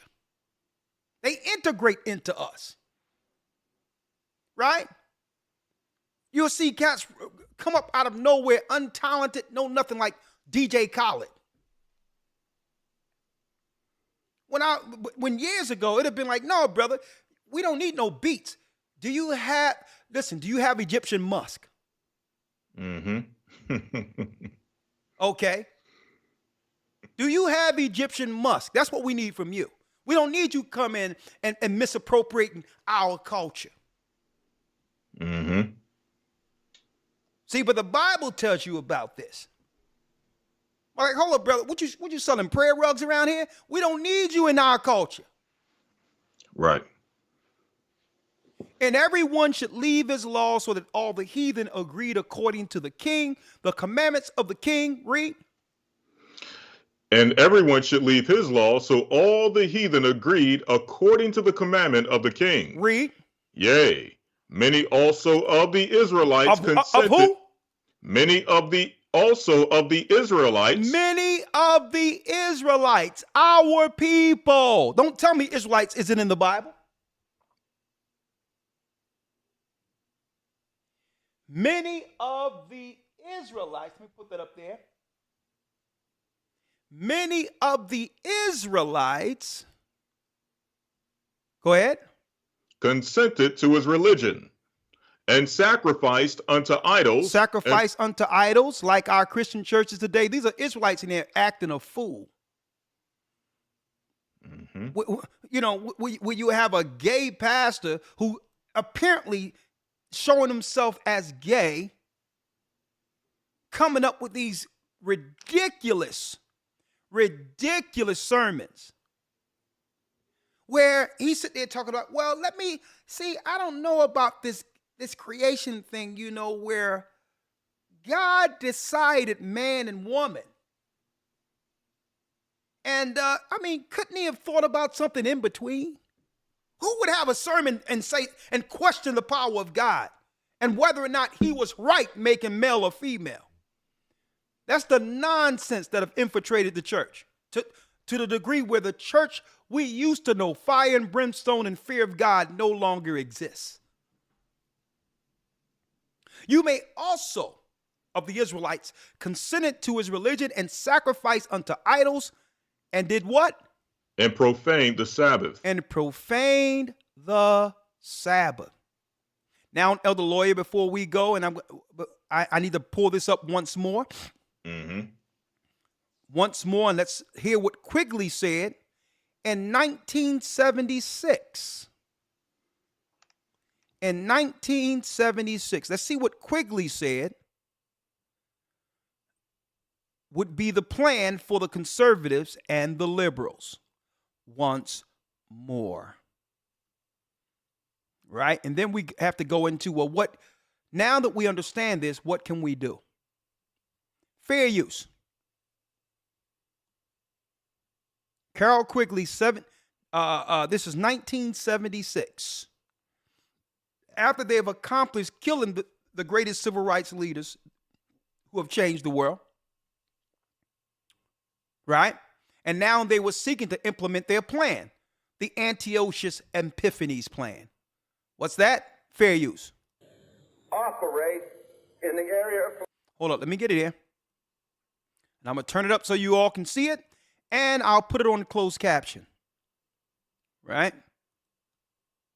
There is a basic assumption that only two kinds of interests or entities operate in the area of political action. That is, individuals and the government.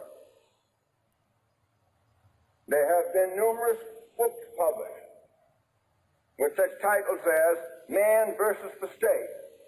I know two of those. Both appeared, I think, in 1906. We hear about big government as a threat to the individual, and so forth and so forth. Conservatives now are telling us that we must curtail government, cut government spending, cut government powers, reduce government personnel. That's the Republicans.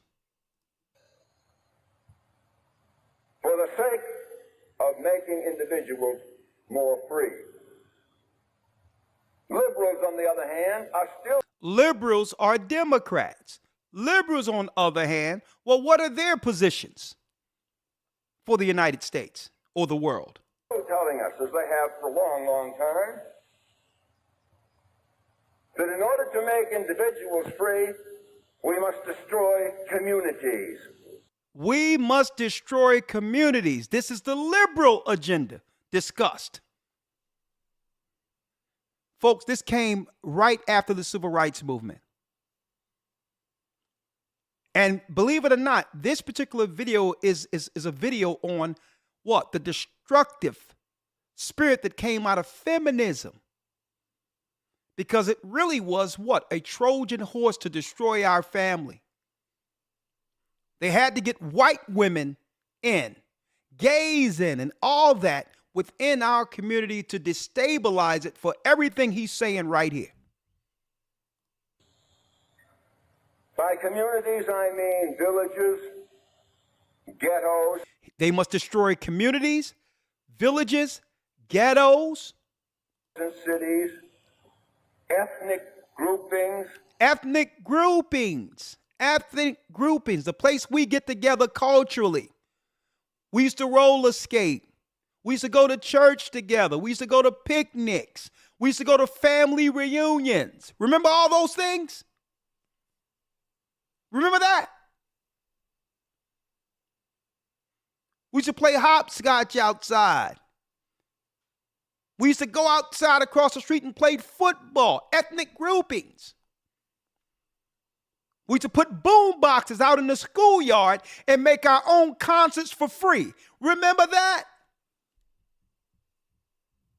Everything they said they're going to do through Democrats, they've accomplished.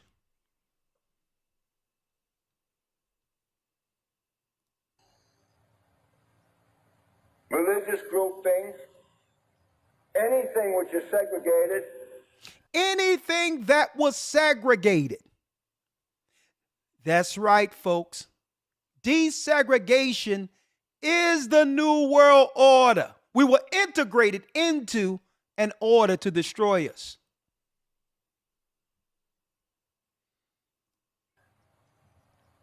We must destroy them so that all individuals would be, if possible, identical. So that all people can be identical. You cannot recognize any separation culturally, religiously, or otherwise. Was their plan? Including boys and girls. Including what? Including boys and girls. We must get in, destroy their ghettos, and you will not know the difference between their little sons and a little girl. We will switch it up. We'll destroy them at the root of their existence. We'll feminize the boys and we'll turn the girls masculine so to not either of them will hate one another and therefore no longer bring forth the children who will one day judge our children as the children of Israel.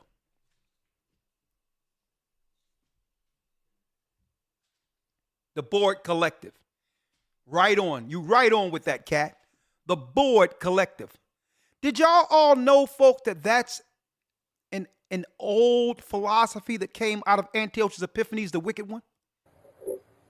But the area of political action, and I won't draw it on here, but just assume a circle of political action in which you have government, individuals acting in there. But you also have at least two other groups, really three others, voluntary associations, which I'll say no more about, corporations, and communities. And if the liberals destroy communities for the sake of... If the liberals destroy communities, folks, did y'all know the Democrats were set up to destroy our community? If the liberals destroy communities for the sake of what? Individual, and the conservatives... For the sake of individual. So if you try to attack someone who's operating immorally or point out their evil, they'll claim it's hate. Because that individual is offended under the guise of political correctness. So nix our history and culture.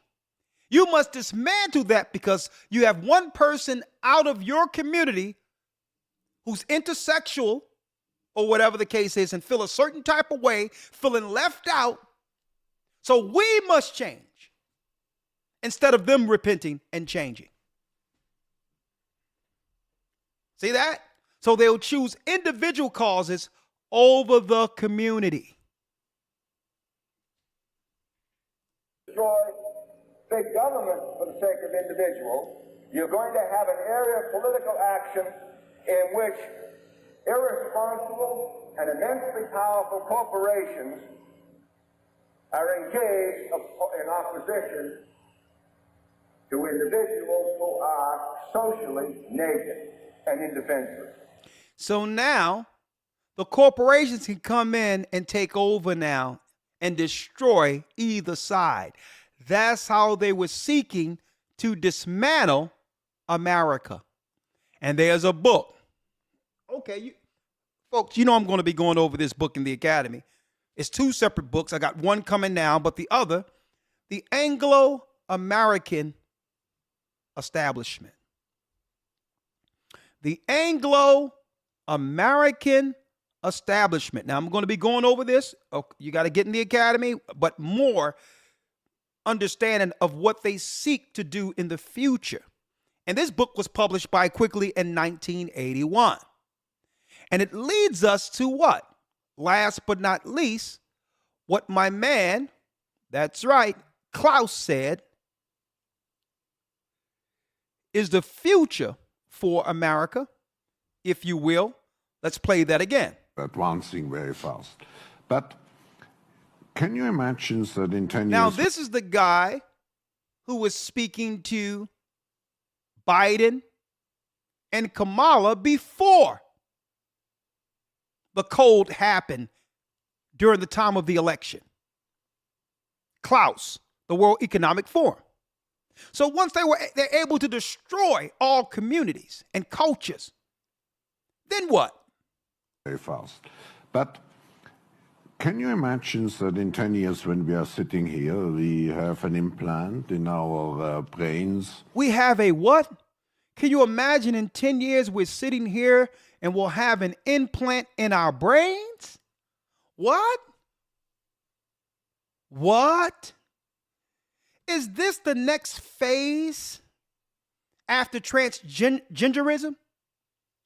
After transgenderism is the next phase. What is this? Transhumanism?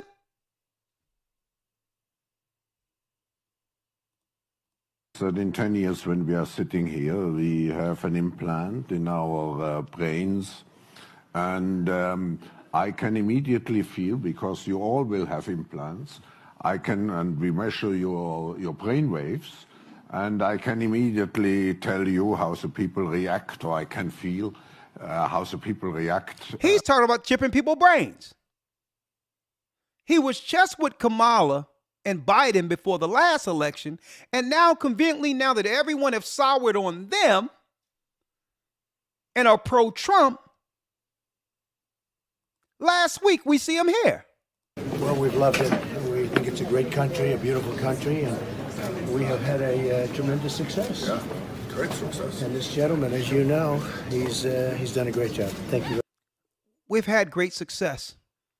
Folks, that was at the private meeting that used to be called the Bilderbergs last week, aligning the next world plans, including America, with its next president. So this guy actually don't care about your political affiliation because the world powers operate and control either side. Now, where are we going? Let me tell you where it goes, Elder Lawyer, and then I'm going to hand it to you. Anything you'd like to say based on a few things I've discussed earlier? This is where it goes. After dismantling our community, because we were the only real moral rooted people in the earth left as a group. I'm going to show you where this is going now. After destroying so many of our people through the last event that led to everything shutting down, people getting used to not actually what? Being at an actual brick and mortar for work. Phase you into not conditioning you not to go to work so that one day when they close things down, there'll be no work to go to. At the same time, while doing this, opening up the borders with people who have already been destroyed, our people and others. Also using Chinese and others as mercenaries to come in along with the people who have suffered as a cover in our communities to take all the jobs that are left. And then the survival of the fittest, which means, what are you going to do if you're in the cold knocking on doors and no one is letting you in and there's no food? Crime. Crime. This summer is going to be a what? It's going to be a bloodbath. There's others that are saying that people are being let out of they're emptying their jails and bringing all of them, promising them finances to come over into these inner cities to destabilize us. Now, when the crime come on the scene, what is Trump right now running on? He's running on the fact that he's going to stop these migrants from overrunning the city and build the wall. We're going to build the wall, right? So now, it's convenient that a wall is built around America like it once was around Masada before the fall of 70 AD. At the same time, criminality is at its height to a degree where the guys he's standing, they know what happens when you put people crowded like animals into one area. When the cartels come to take corners and all that from our people who are suffering already on the corner when they shouldn't be there. Gang wars popping out. Then Donald Trump must now maintain order. He must maintain order with the military, but not just any military. Because there's no enrollments, the enrollments are down in the military, especially after what happened. Especially after what happened with the pandemic. Many people had to leave the military, and many aren't enrolling. But the Chinese and others, they said, are coming over now. And the Senate and others are saying, well, it's a breach of security if we don't have our defenses secured. And if we can swear these people in and make them citizens immediately to protect the integrity of our government, We must enroll some of these people if they're willing to fight for America. Now we have mercenaries almost in our military at the same time the borders are closed. Folks, what we're talking about, right? This administration that comes next will be in essence the years of Vespasian and Titus. And when we shall see Jerusalem compassed with armies, that means you look up and there's no physical representation of your people in authoritative positions. When you look at the police and you're looking at Chinatown, when you're looking at the police and these people aren't speaking your language, know that that's the sign. When the majority of the authority who are armed have no vested interest in you because they don't know you, understand what 70 AD looks like in what? In our modern times.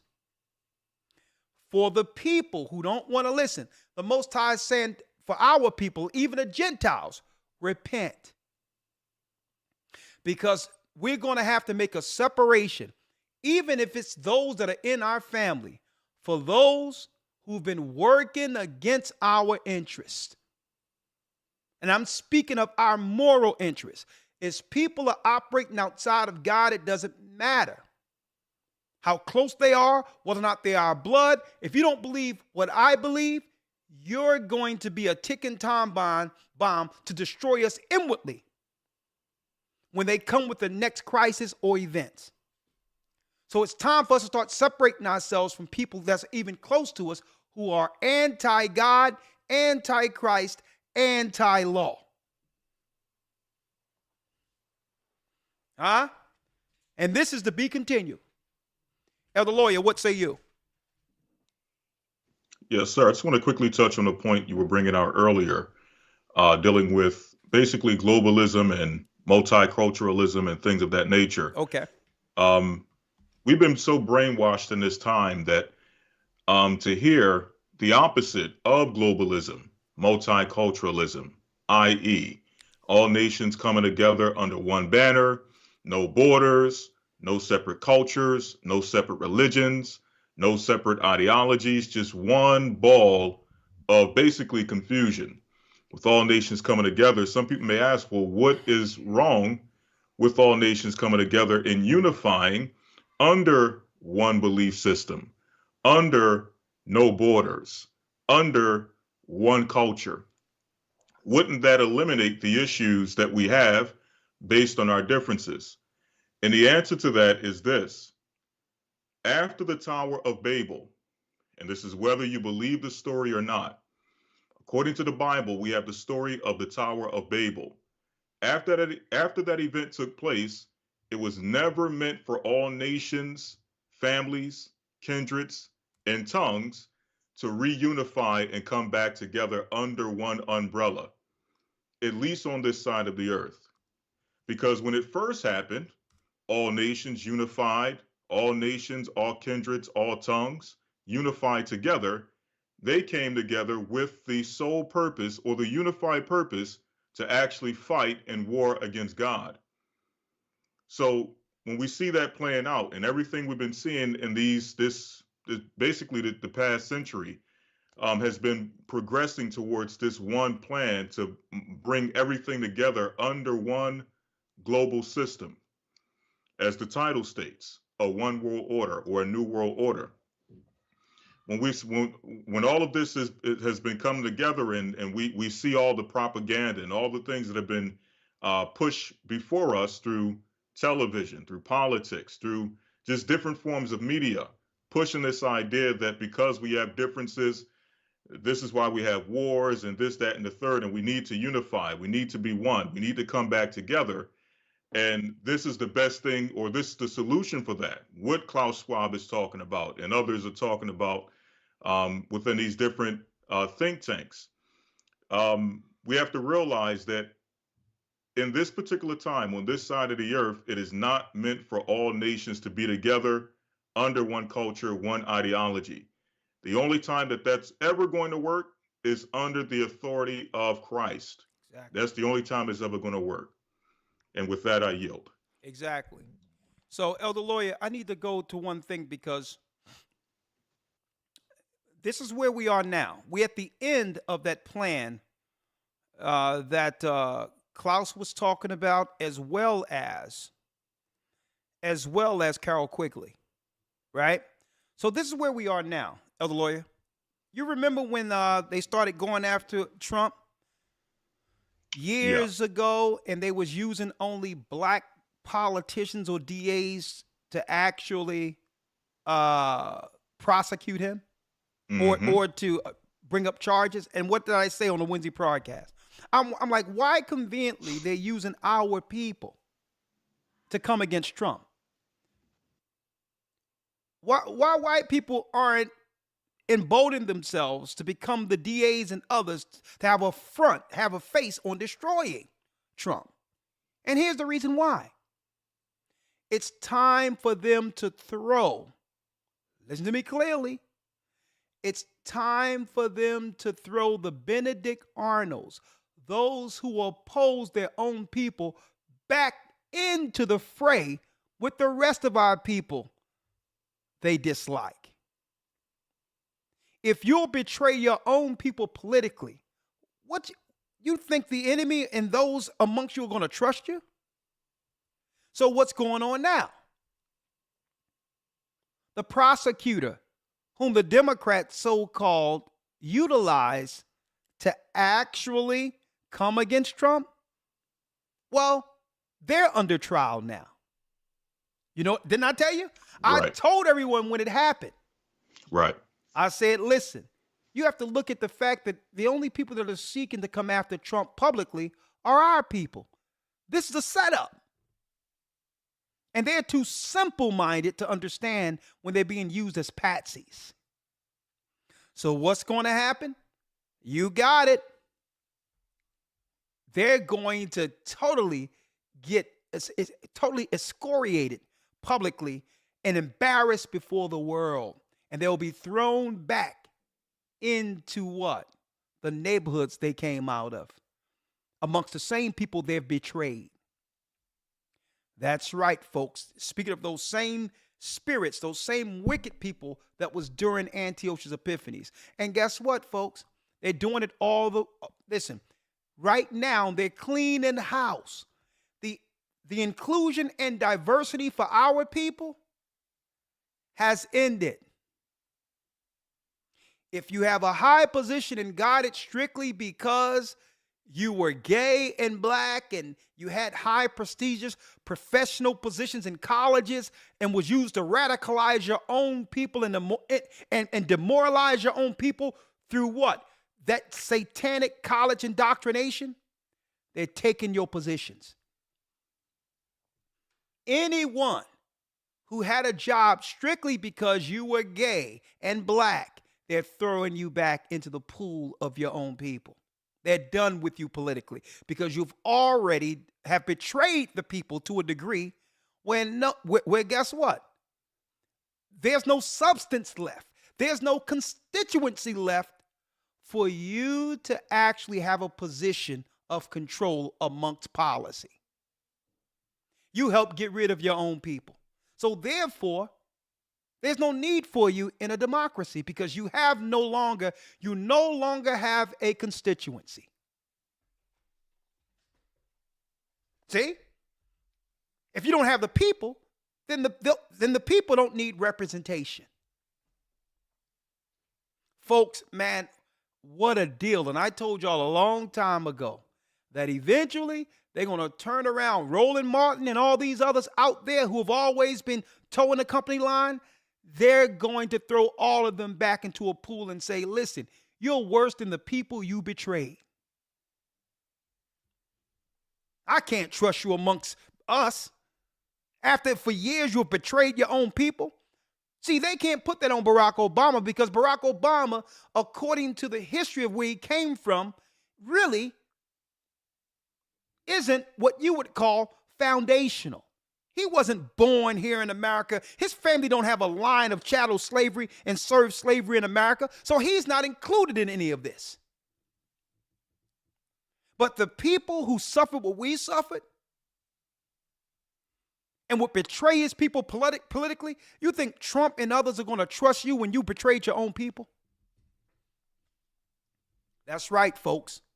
Massa is closing the plantation door on you and saying, get out there in the field with your people.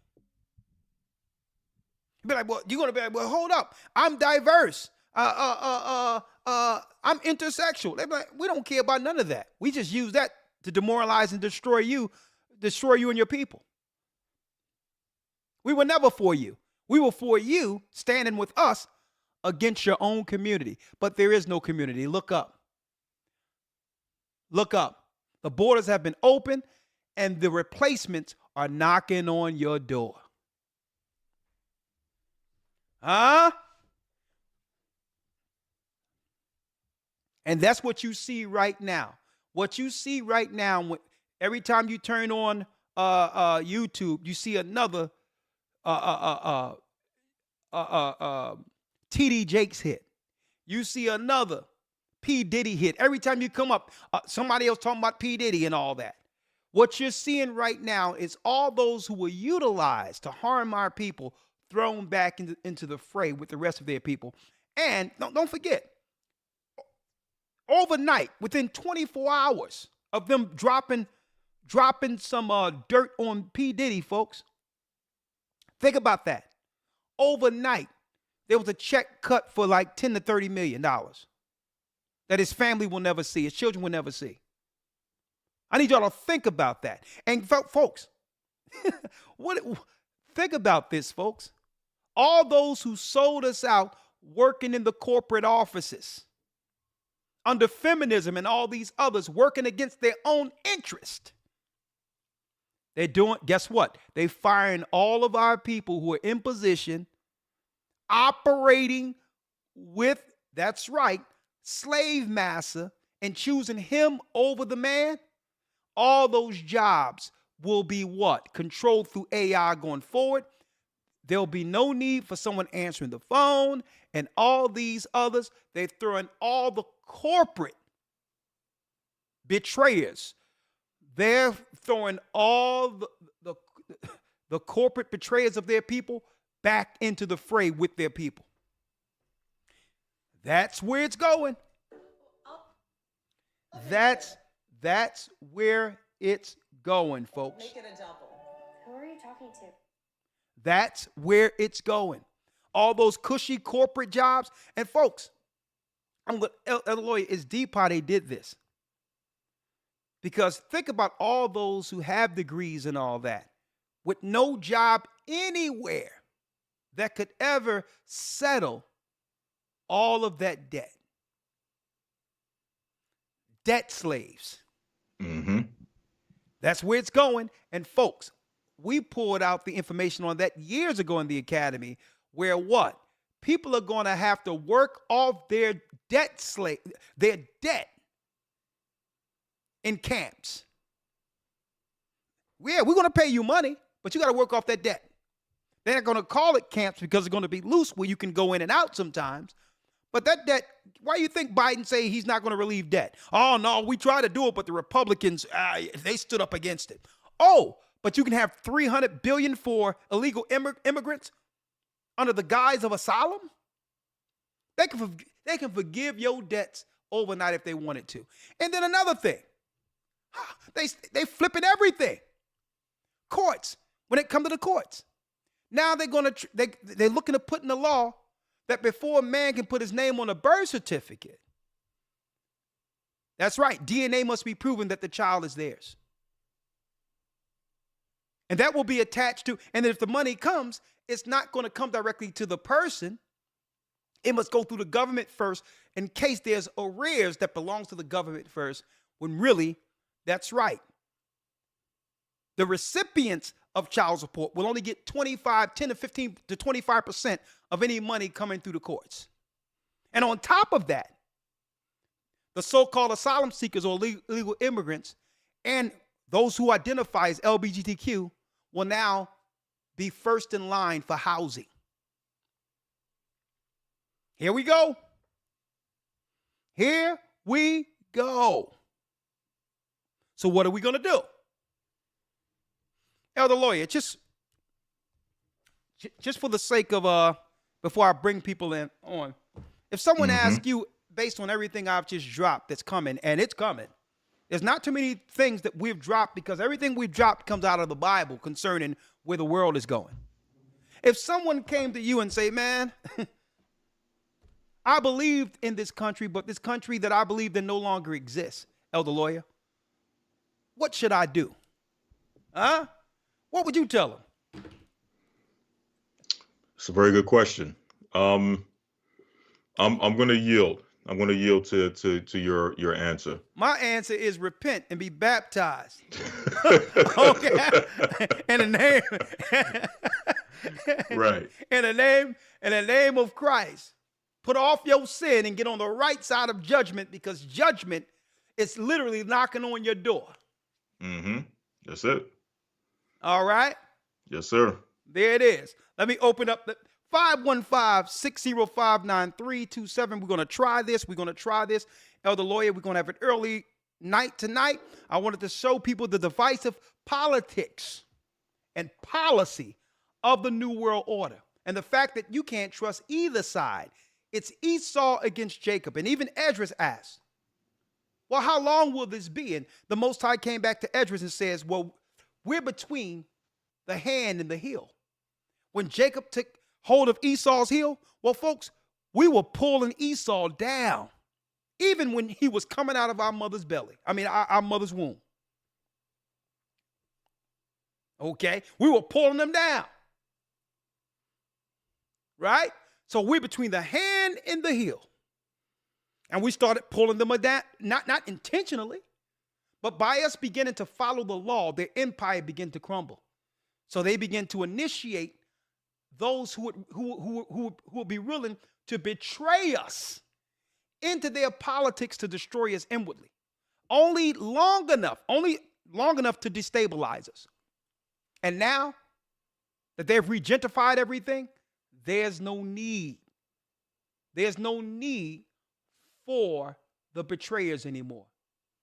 There's no need for those who have actually, folks, politically aligned themselves against their own people. You're going to see all these so-called politicians exposed. All of them. And folks, I said this, and listen to me good. Keep your ear to the ground. Keep your eyes out there. If they say that the next big disease or something out there came out of Africa. If they begin, if it's not China, and they say it came out of Africa, just understand what that means. Just say hypothetically that the next one come that leads to a crisis and shutting everything down or whatever the case is Africa. What would that mean for our people in Africa? Because it was already seeded for us to believe that all diseases come out of Africa, which is straight nonsense. Okay, it's already seeded. They're already making you believe that everybody in Africa is dying of malaria or anything else. When if you ever been to Africa, you'll realize none of that is the way it's being propped up and reported over here in the Western world.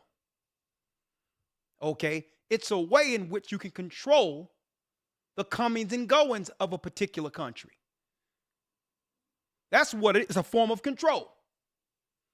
Because at any time, if something happens and there's a threat that comes out of the country, don't forget it was Trump who said what? It was Trump who said, we cannot let any planes land here from China. China cannot land any planes over here until we get this thing working. Remember that? No planes from China. Remember that? Well, suppose it switched to Africa. Now no one can claim it's racism because Trump did the same thing to protect Americans when he thought something came over from Wuhan. Remember, you heard it here first. And then we can discuss what that means for our people in Africa, which is really the last battleground before the coming of our Lord and Savior, outside of the war with Iran that's actually happening right now. All right? So I'm going to digress on that. I'm going to open up the lines, 515-605-9327. All right, let me call in. Everything they said they would do, they would use the liberals to destroy us. Man, they're right on schedule. 1 second.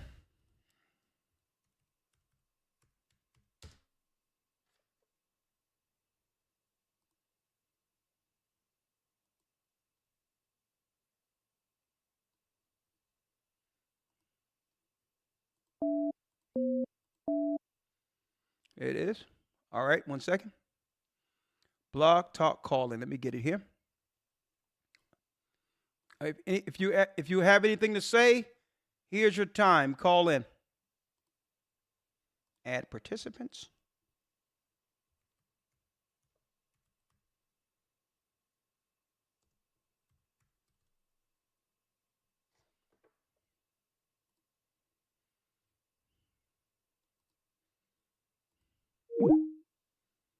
All right, let me do it this way.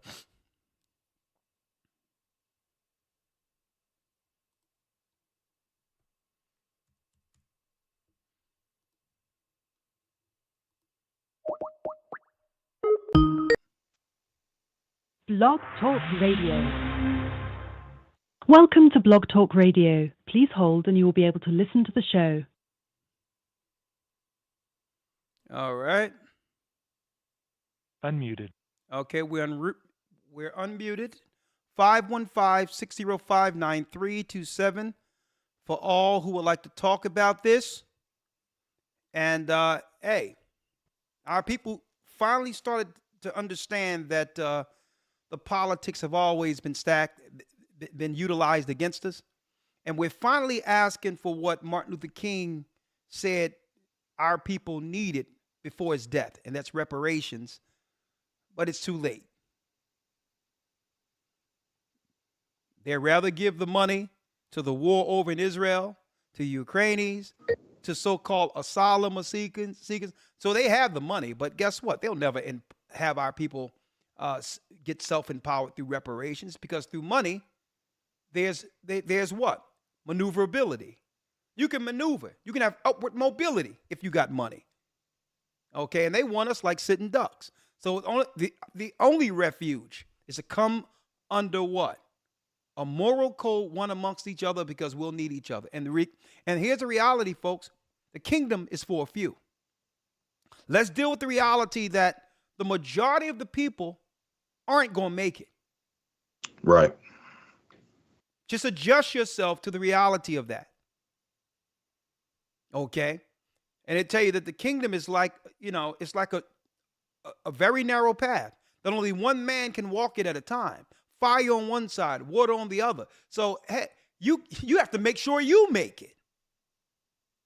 So let alone feel sorry about people who don't care about God at all. Mm-hmm. And who's just trying to hold on to you as an anchor while not doing anything.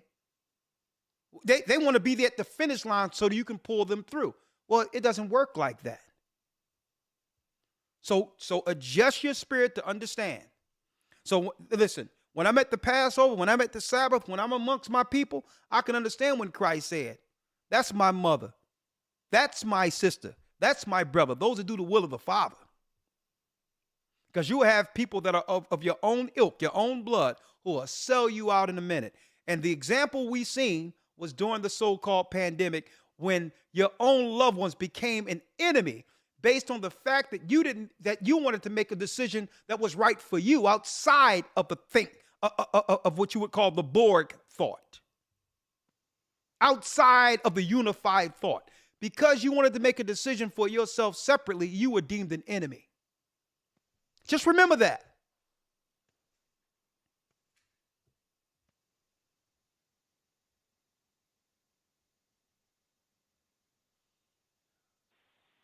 Shamawala has a question. Shalom. Shalom, Elder. My question is, so what kind of advice would you give to those brothers and sisters that are in the inner cities right now, to better protect them with the times that are ahead? What are you asking in specific? Are you asking general, or do you have an idea? Because I can give you a general. The general answer to that is generally is the fact that we've been saying for years. Make sure you have what? Make sure you have extra food, extra water, grain, whatever the case is. So if an emergency break out, you won't be out in the streets seeking something for your family. At that point, it buys you time to maneuver where you'll need to be safely. That's on one level if you're still here, right? The next thing is get with the local congregation, because we have a crisis protocol to where if something do break down, we have officers that can get to you. And if something is going on in your area, you could be maneuvered or moved into a place of safety outside of the crisis areas. So usually if you're in the church, you already have these protocols. Make sure you go to the Sabbath, make sure you link with the church, and make sure you're following God's law when you're not amongst the church. When you're persecuted in one city, you flee into the next. You do what's right by making sure your family is on code. If there's anyone in your home doing against God, I don't care how close they are, they have to go. That's the person that's going to let the enemy in to destroy everyone. That's it. That's what I was looking for. Just a general scoop of things. And I have another question as far as Second Esdras 1672 and 73, I believe, is where can we say that, like, with what is going forward, this is that trial that we're gonna all face, is where we're gonna be kicked out of our homes to know whether or not we are the true servants of the Most High. Absolutely. Absolutely. It says you're going to be kicked out of your homes, be like pilgrims in that day. And it says, guess what? At that time, it'll be known who's God's people, because when they begin to press our people in the neighborhoods who are on assistance programs, it's going to come with a solution. They're going to have a choice to stay, but they're going to have to now comply with the next order of what you would call the financial system. If you're going to receive anything from government, you're going to have to be chipped. So it's not as if they're not just going to kick you out. They're going to give you an option. The option is you fall under our program to make sure that you follow all the medical protocols for you and your children in order to continue to receive subsidies and housing. And as part of that, especially when they take money out of the system, you're going to have to comply with the next spending system. That's why they went from food stamps and money to access cards, conditioning people for the next phase, which Klaus said, the chips in your brain or in your hand, Revelation 13th chapter. So at that time, if you rather choose God and not be inseminated with Satan's chip, then to make that choice. Because if you choose God, guess what? If he can make sure the birds have a place to live every day, if he makes sure the birds are fed every day, how much more will he feed you, ye of little faith? That's what Christ said. Christ understood that the whole earth belonged to him. He didn't have a personal house. He didn't have anything, but guess what? Everything he needed, he had access to immediately. When it was time to travel, it wasn't no planes during Christ's time. But guess what? He had the best ships, right? He told Peter, take down your net. I'll make you fishers of men. And at that time, folks, a ship was equivalent to a luxury jet, because there weren't planes back then. So now, out of nowhere, for converting some men, he has now one of the best ships known to man built so that he can travel around the whole earth, spreading the gospel, spreading the truth concerning the ministry. So now, out of nowhere, Christ is chilling in a ship he didn't even pay for, rolling around teaching the gospel. He understood that the earth belonged to him. As long as you have access to it, who cares whether or not your name is on it? And so when that scenario is, you're faced with that, you're going to be faced with faith to know that the Most High have a place for you, or unbelief and become fearful, where if you choose to stay in that house that you choose to stay in will become your grave. It'll become your tomb. And the Most High says he put up the task, he give the task to the wicked to store up for the righteous in the day of tribulation, in the day of trouble. So somewhere you got some people out there that are doing what? Preparing, prepping, and all of that. And they're not even going to be able to eat the food in there because the Most High may have it for someone of the elect who may just knock on the door and it opens, and everything you left from a house believing that the Most High that everyone forsook you. And then you knocked on a door and had everything you needed in that house. But do you got enough faith to get to that point? Well, that starts with the faith you exercise now. Right. You got it? And I think that, Elder, that, the first point matched up exactly with the second point, is like what we do now to prepare our minds, our bodies, our spirits to go the further, to have that faith and those works of obedience is what is going to be the key role in us succeeding through whatever the inner cities may face, whatever outside of the inner cities may face, and just what we go through on a week to week, from Sabbath to Sabbath, holy day to holy day struggle, to be able to boister us against what's coming. And, I just want to give you double honors. Well, brother, all praises be to the Most High. But I would like to tell you this. When everything shut down, that was a test. That was a test between believers and non-believers. And the elite powers were looking at it. Who are those who believe in Christ and are not the fearful? Because they have no control over those who don't fear them. And for all those who failed that test, that was a sign for us. We were to look at them and understand where they stood.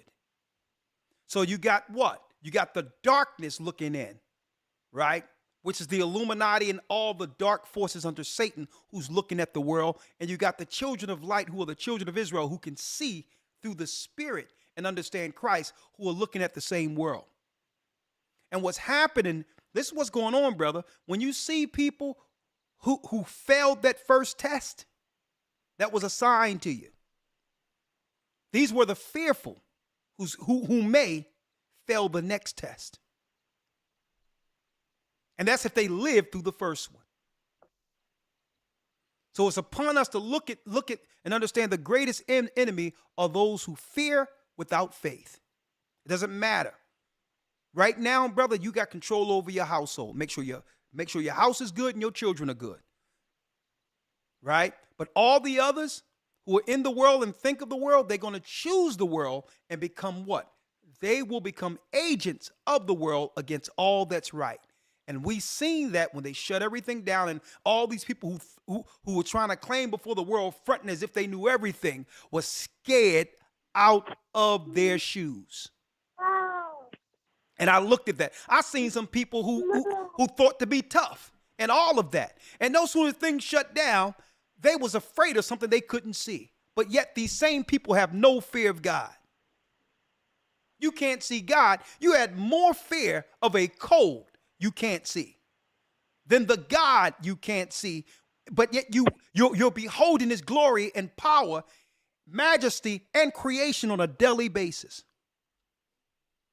So, brother, it's time to lock down with the faith of Christ and focus on your family and those who see as you. Right? You got it? My brother. Absolutely. Great job. My brother. Elder.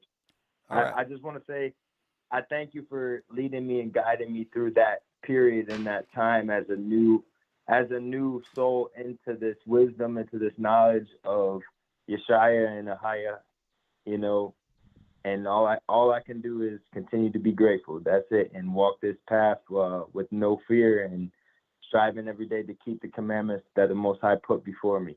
Hey, brother, here's the reality, and I'm going to say this, and thank you, brother, for standing in the truth. Not too many people hear the word and do the word. So at the end of the day, brother, I'd like to thank you. But the other thing, brother, I need you to realize, all right, it's going to be tough. It isn't going to be easy. But I need you to understand the elite have to plan like this and operate like this based on what? Don't forget, we have nothing. So obviously they understand something that's in us, right? Think about this. They're doing all this, brother, because they fear you. And it's not a carnal fear. They understand the bloodline of royalty, the bloodline of Israel pumps through your veins. And one day, what comes from you will rule according to prophecy. They fear you, my brother, because they cannot stop the prophecy. Okay? So the only thing you have to do is stand. Be courageous. Teach your family what's right and make it to the finish line. That's all you have to do. Ye that endure unto the end, the same shall be saved, brother. And we're this close. Bless you. Bless you. Thank you, Elder. My Shalom. brother. Shalom. We have Angie has a comment, and we will break down early tonight. All right. When we have lessons and teachings that resonate with certain information, I would like y'all to sit back and you know that old word, have you marinating in a little bit. No overkill. Just have you marinate. Look at these videos, look at the topic, and break it down, because there's so much meat in such a short period of time that we do with the lessons. And I don't want any overkill here. So I want y'all to be able to take these videos. If you can, download the videos and look back and say, man, elders in them were talking about this. Here we are. This is what we do now. Okay? 904 area code. And I want to see y'all in that academy this weekend. Come on, historytimes.org. Angie, how are you, Angie? I'm fine, Elder. Shalom. Shalom. All praises to the Most High. Talk to me. Yes. I won't be long. I just wanted to say that lately I've been listening to a lot of things going on in Africa. Yeah. And there's a lot of things happening globally, but the Africans are now standing up for their right to be fairly treated on the global stage. And there's a couple of countries in Africa that are coming together and uniting and going against their oppressors.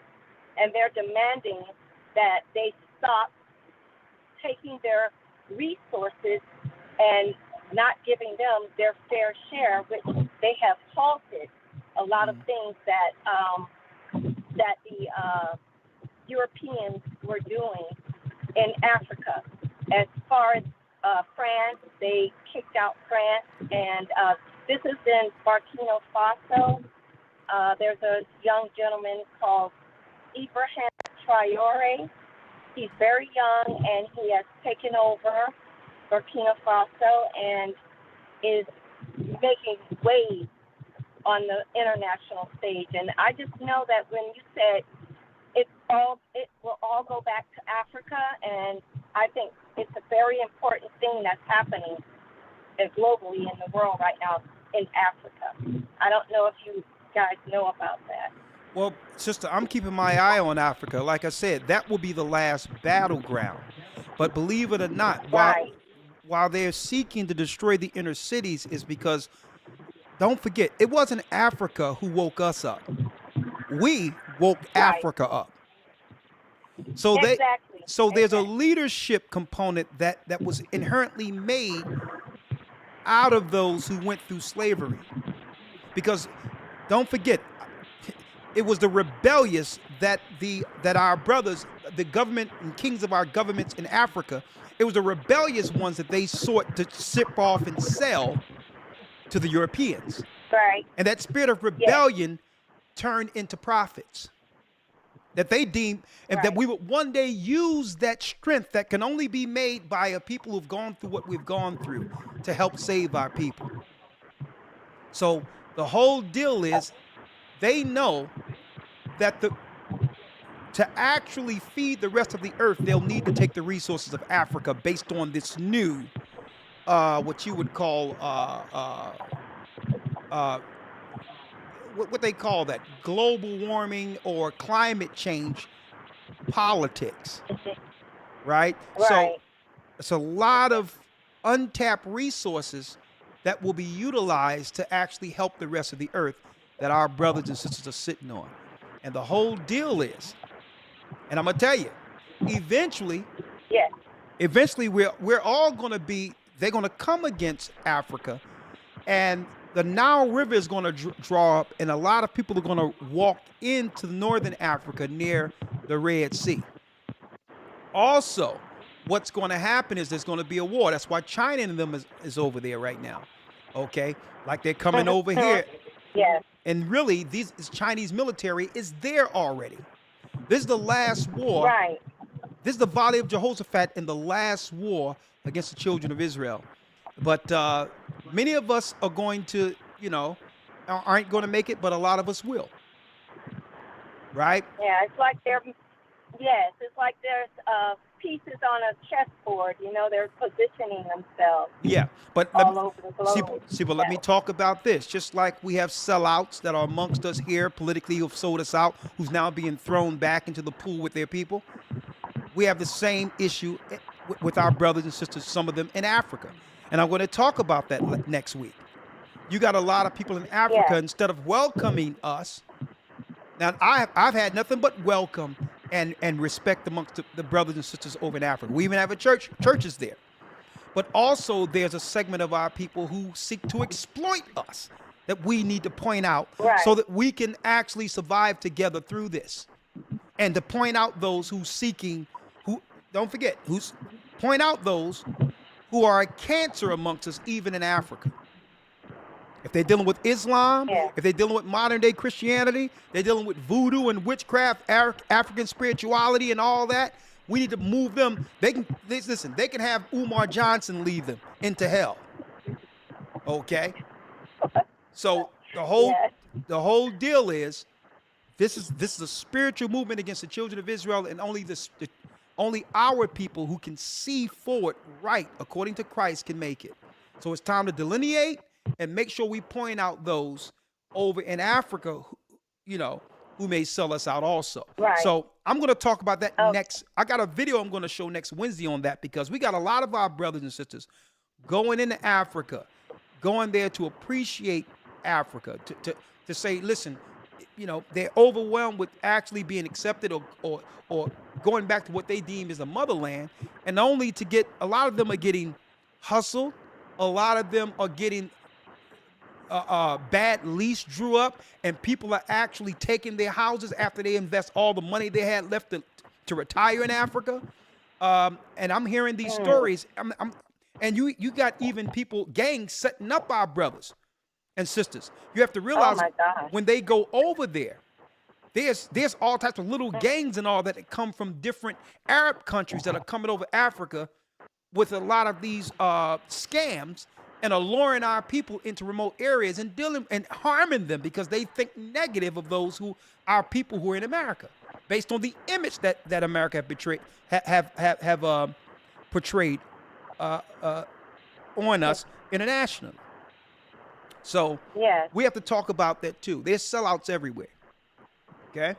Yeah. Well, I just wanted to say I'm in the academy, my daughter and I, and it's probably our 9th academy. Thank you. And I just wanted to give a shout out to the Orlando body. Those elders over there in Orlando are awesome. The whole congregation makes us feel at home. We feel like brothers and sisters, and I just really had to give a shout out to them. All praises. In Orlando. Well, thank you, yes, sister. And thank you. And and Elder Lawyer so much, and the whole entire GOCC body. Thank you guys so Well, we much. thank you, We sister. really appreciate it. Listen, it's a blessing to have you and your family a part of the body, and it's no better place to be right now. And I'll tell you, all Yes, praises. I feel like this is a spiritual. I feel like this is a spiritual arc that we're on. Yes, You know. absolutely. So thank you so much, and I yield with that. All right, thank you, sister. Thank you. Sawada. And I'm saying that because, listen, we all know that there's scammers all in our community, right? We've seen the African scammers in our community. We've seen our people using Africa as a scam in our community. Well, it doesn't stop just in our community. You got a lot of these scammers in Africa. Don't forget, a lot of them are suffering and feel that they justify their actions. Why? Because they say, listen, y'all have it anyway. So if they take it, they feel justified based on the colonialism and the taking down of their country by so-called Europeans or Americans. So sometimes they target Americans and feel justifiably so against Americans, even if they look like them. And that's something that isn't pointed out. Sometimes we glorify or sensationalize Africa, but there's a very negative element that must get stomped out, okay, that we must what? That we must become aware of, okay? Now, the people I've met there, usually it's because of what I believe in and the fact they know us. Obviously, there's a certain segment of Africa who don't believe that, and they've come into the word itself. So I don't experience that, but if you go amongst the regular old markets and all these others, hey, watch out.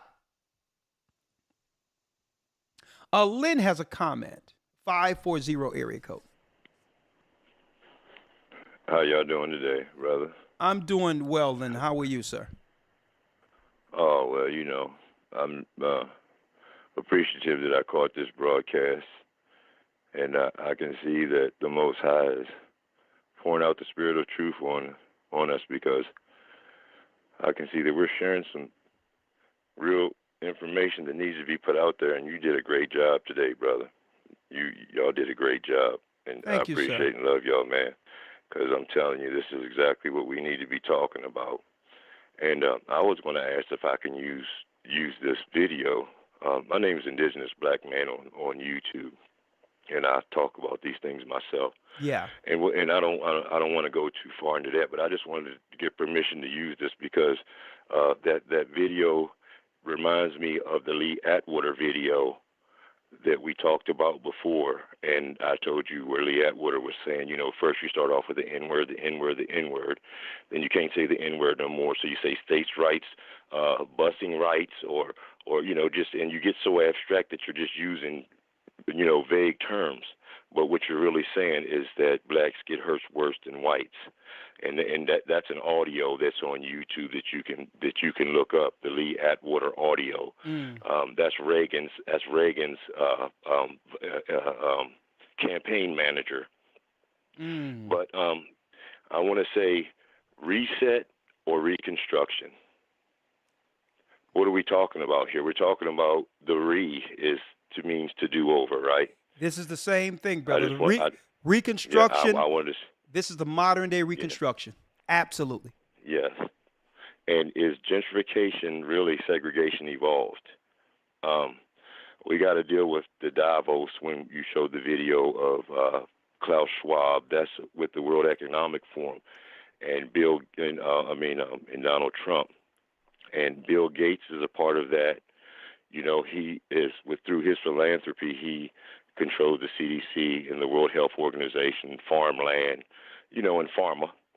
And then when you were talking about the chip in your head, yeah, that is called Neuralink, and that's by Elon Musk. All right, and he's involved in AI, robots, and SpaceX and Tesla, and you know, social media, buying social media up. But then we also have to remember that you have to have control of the money before you can control your new world order.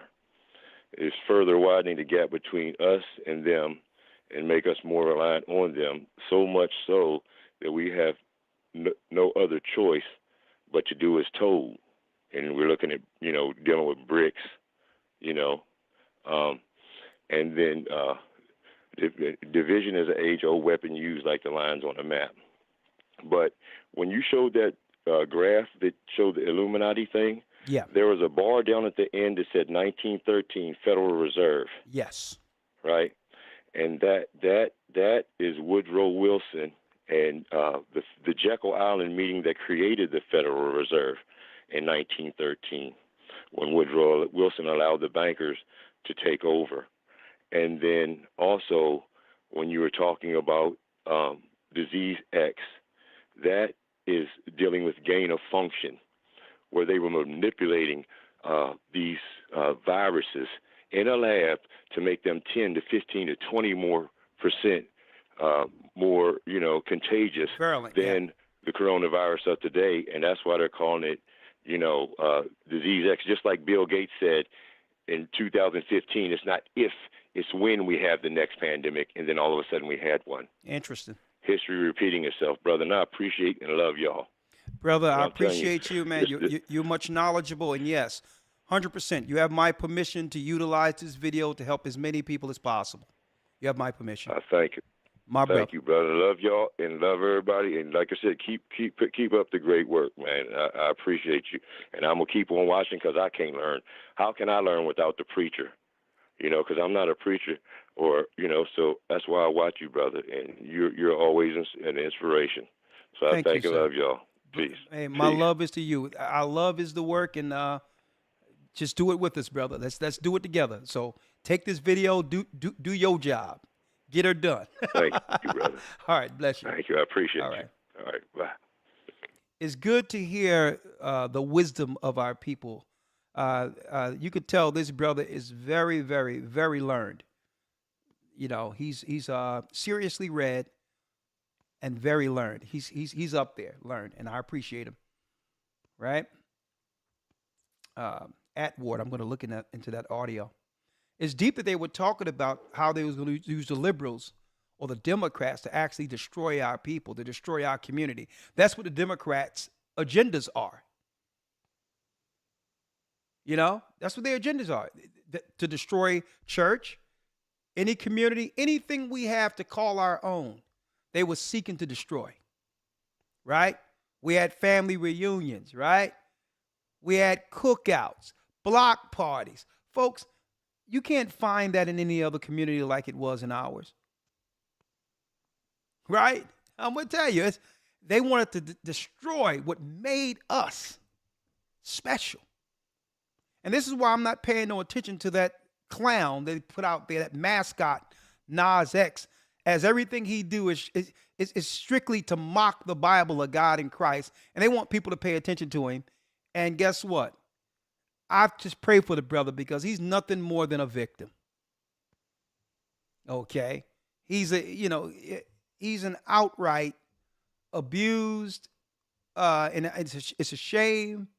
He's a defeated man. And this is why they want to keep putting that image out there to say, look what we have done to the tribe of Judah. That's why they parade him out there like that, so that they can mock our God and mock our people. And you know what? You notice it isn't getting any traction, right? Because it's obvious that it's not about the artistic value of music. It's to actually undermine the culture of music. And what makes us special, what makes us different than anyone else is that music, that artistic value that came out of chattel slavery. And the liberals even seeking to dismantle that. 720 area code. Hi. Hi, Gloria. Hey, Elder. I am in 100% agreement. I am so thankful to be able to have heard and been on the program, like the young man that was saying earlier. Yeah. I can't say enough. I'm going to be quick as I possibly can because, like you said, there are certain subjects that you just want to climb into and stay there for a little while. And like you said, I think you said savor. Yeah, let it Savor marinate a like little bit. There it is. there we go. Yeah, Marination. there we go. But come on. Yeah. But the thing that came to my mind when you were to want to just speak on is the priority list, the way that the Ahaya has kind of laid it out and how he's leading and guiding me, and I hope that it's something that can be useful to others. And one of the biggest things for me has been being able to make sure that hearing from Ahaya is very clear, whether it be through just the calls or the dreams or the visions. But there's a lot of activity going on in the spirit realm right now. It's true. And I know that as the Lord is calling us together in the way that he is, that call and that priority of knowing, one, when we call on the Lord, two, how to get still and listen. Even if we're not still, we need to be able to hear him very clearly, because the instructions that we get are oftentimes right now coming from him in a different way. It ain't that way it used to be. It's real preparation. It's real warfare and getting ready to do what it is that we have to do. And then making sure that voice can get through. And the noise is not so loud. So in other words, what is the Lord saying right now? If he's saying go left, go left. If he's saying go right, go right. But hearing from Ahaya in every sense is a top priority, is in the way that he's laying it out for me. And then taking note of all the wisdom, as this being in this lesson on Wednesday nights, being available into the bodies. If the Lord says to move and transition yourself, there are some major movements that the Lord is putting in the lives of people. And I can speak as a witness for myself that if we are not hearing from him and we are not doing the things that he's telling us to do, we will wind up on the short end of the stick. And this is not the time to play with any of those kinds of conversations. And then knowing our brothers and sisters in the body, the divine appointments that the Lord is setting in order, valuing those relationships, because no one is an island, and we do need each other. And so those were the things that the Lord has awakened me to make sure that they are the top priority, hearing from him, knowing what it is that he's saying, and being quick and making it urgent to know that if he says to do something, do it. Don't sit on it. I've failed in the past to do that as well. And I'm so proud to say that Judah is awakening. Oh, yeah. And speaking, and I hear the prophecy as you were speaking tonight. I hear the prophecy. Judah is speaking, and people, the awakening of the world that they have been waiting on. When we awaken, and I was blessed to talk to a lady who didn't know that she was of the tribe of Naphtali, and we were just talking in the doctor's office, and you should have seen her light up. And I told her, I says, now you go. She says, listen, she says, this is something that is very valuable to me. But she awakened very quickly, and she began to show the interest that she needed to seek out and understand from the biblical perspective who her existence was. She talked about being someone who was adopted. I said, but listen, you've got a heritage. You've got a spiritual heritage, and you need to understand that supersedes what it is that you might have been hurt in. Well, sister, so anyway, I don't want to get. Oh no, I got it. Hey, listen, I want to get straight to it. I don't want you to go too far, because you really hit it out of the park, sister. And I thank you for all your revelation, what you're seeing, and it really come down to when we get to that time through the Holy Spirit, we have to trust our conscience and know that the Most High is with us. So in a nutshell, I'm listening to you, and it's going to come a time where the Most High say, go this way, and you're going to have to trust in faith that it's the Holy Spirit guiding us, yes, sir, out of what's coming, out of destruction. So we have to get in tune. But in order to do that, we must be rooted in the Spirit and learn how to operate, hearing the Most High when it comes to our daily walk. So, sister, I'm with you. That's being led through the Holy Spirit. I hear that, sister. Bless you. Thank you. You're right. You're welcome. Thank you. I'm so blessed to have been among you guys, and I just thank the Lord for what he's doing in you, what he has done in you, and the research that you're bringing forth. Elder, I'm continually praying for the gathering of Christ Church. Thank you, sister, and the same to you. My prayers go out to your home that the angels head you through the Spirit of Christ, and that we all see Zion together. It's going to be a Amen. tough deal, but we'll make it. Bless you. Amen. All right. Okay. All Bye-bye. right. And we can't do it without one another, right? All right. We only got a few more, and then that concludes our broadcast for this evening. We have Cora. We have Cora 202, then Sunshine, and we'll conclude for tonight. Cora has a question. Shalom, Elder. I'll make this quick. Yeah. Now, when we see our cities compassed with the foreign police, what is our next move? Is it time to run then, or what? Well, when I say, sister, you have to realize when it says flee, the Bible says when you're persecuted in one city, flee into the next, right? So when we see foreign armies speaking different languages, it's going to be time for us to make our way back into the old world, right? And we have churches established in all of these areas to where if we have to travel for missionary, we can go there, whatever the case is, and get ready for the next stage in prophecy. But the whole, but keep in mind, there'll never be a time in which we as a people will not be able to actually travel. Okay, until until the bombs hit and all that is going to be hard. But there's still going to be international travel, right? So, all right, and then at the end of this, you have to realize, don't panic. Don't panic, okay? It's not to panic, all right? Because even Baruch says, how can our people make it? Will it only be in one place, or will this will this actually happen amongst the whole earth? And the Most High says the whole earth will actually deal with the same fierce prophecy when it comes to what we're talking about at once. So when we're talking about a global army, it's not like in 70 AD. What they're putting in place is happening the same time everywhere. The whole earth has become one big 70 AD, being that our people are scattered. So it says only those who are in the Most High is going to make it in those times. So you have to realize Christ says if you're persecuted in one city, flee into the next city. Now, when he gave us that prophecy, did I know when I first started teaching that we'll have churches everywhere according to where the Most High would strategically have them? Did I know, or did he know? The only thing I did was got up and open up the book and begin to read and teach. The Most High knew where churches would be set up. A matter of fact, when it was time for us to do things, I'm like, listen, let's flee, let's go. I had one idea to some degree, knowing that we would one day leave permanently. But then as we begin to move in the spirit, we realized the Most High had us set up what?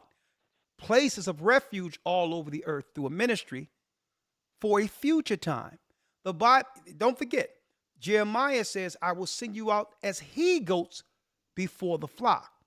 So 10 some odd years ago, we were those he-goats going out to show brothers and sisters you can go out and be fine and have a family who will welcome you in time. So keep in mind, sister, which his servants operating in the spirit, establishing what the Most High allow us to do on a regular basis. But it's the Most High work, establishing refuge for people who need that refuge in time. So you are not to panic. You are to set your house in order, like the scriptures say, follow Christ, stand on the foundation, which is a law of God, and make sure your house is straight when it comes to the people who live in your home. That's what you have control over. If you have control over that small matter, the Most High will now allow you to do what? Have control in a greater matter, because how you construct and have your home is how you'll deal in a big matter. So the Most High only wants you to just make sure your house is in order, so that when we get all of these houses who are operating in order, at that, guess what we have at that point? When we bring all these houses together who've been working individually in order, you bring them together, and that's a kingdom. So, and this is why Christ said, take no thought of tomorrow because today have enough evils in itself.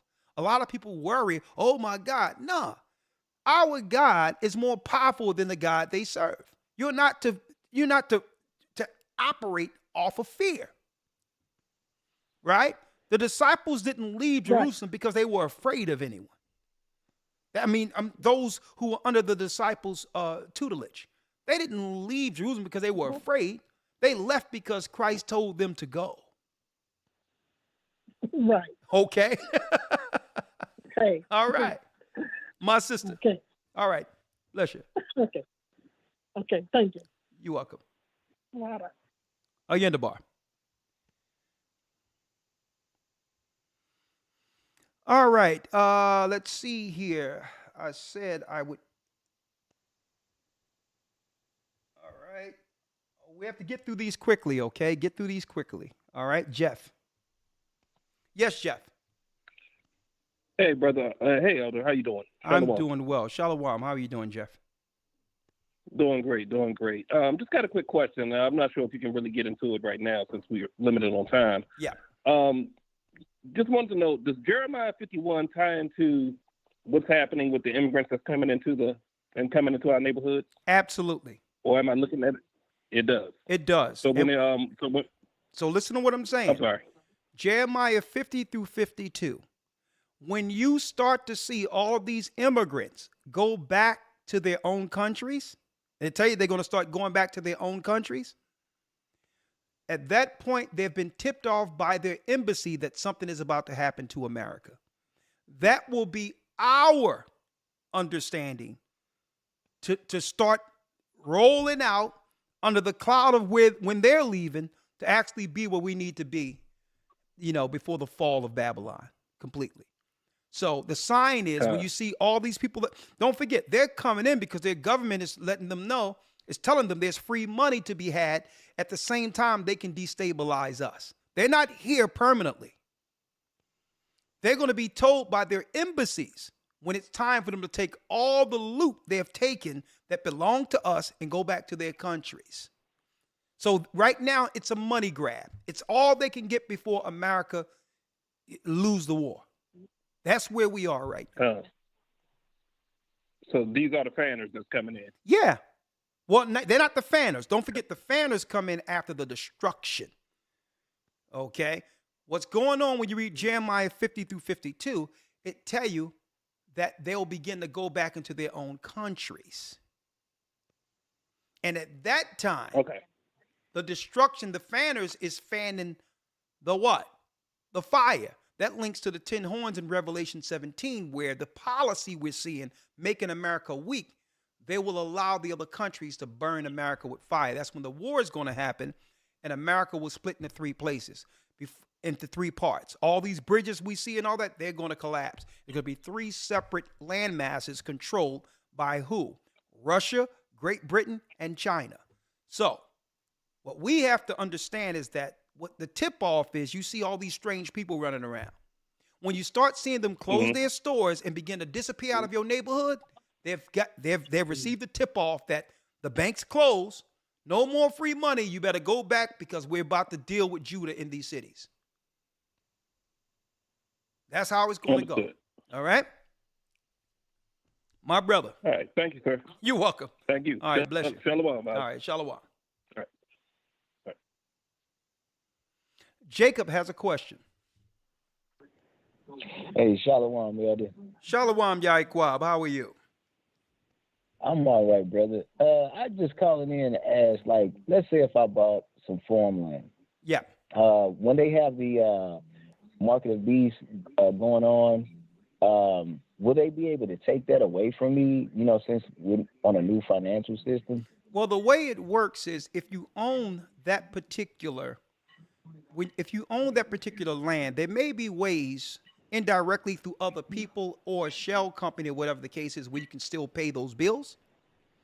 But you would have to maneuver with, you would have to adjust to what the systems are at that time to be able to pay things in advance to allow, you to keep the land for as long as you can keep it. Eventually, you're going to have to leave off of it, but sometimes you can pay a lot of it in advance, 2-3 years in advance, to hold it down while you do what you have to do. As long as the money's paid, no one can come against it, right? So at that time, you'll have a plan in place that can actually sustain the land as long as you can actually sustain it. But eventually, they're going to have to they're going to change laws to where they'll be able to commandeer any land they want. So you're just trying to hold on to it as long as you can, right? Okay. Okay. And I have one more question about the government benefits.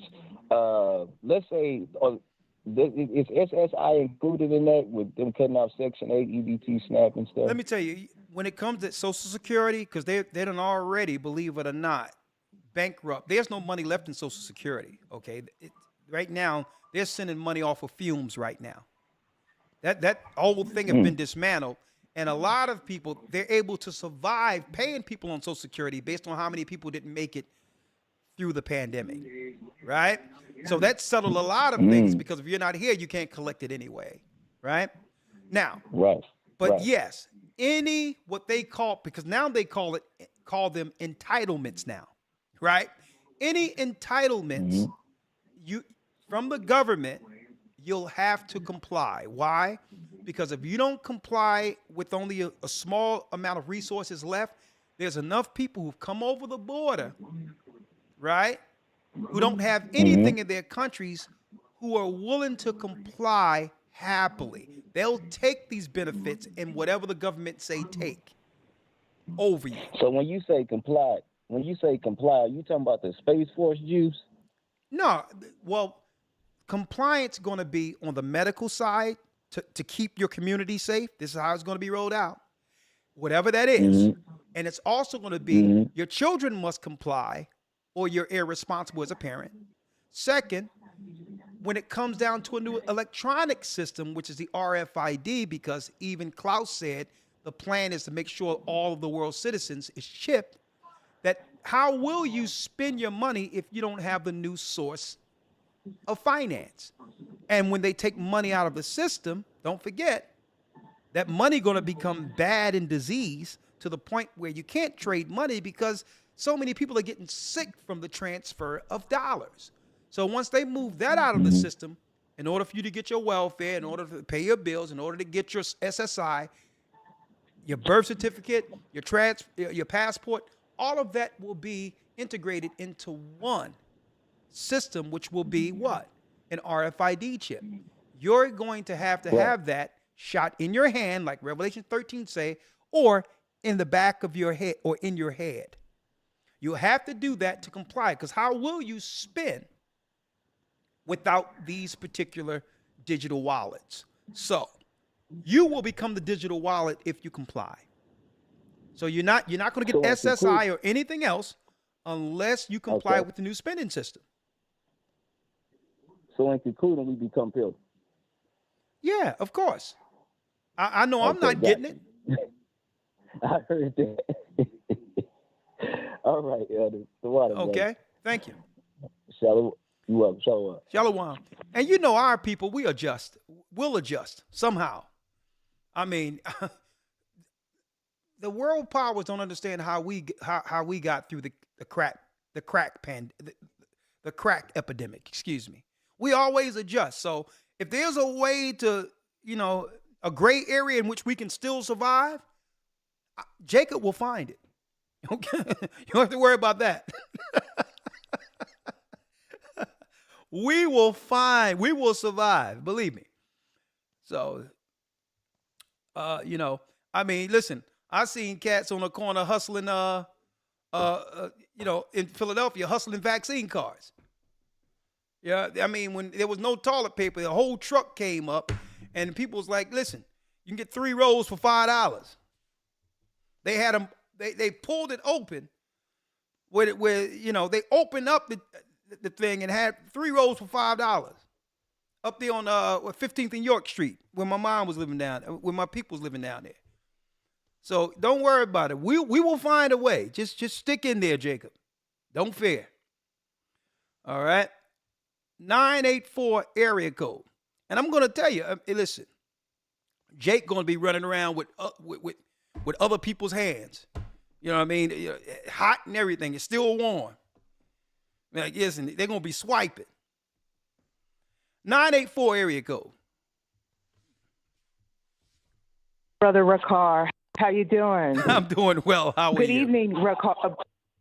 I'm fine, thank you. It's been a long time I've talked to you. It's the broadcast that I happened to talk to you about was the I think the good and evil, the tree of good and evil. Yeah. This is Simona. I remember you. How are you?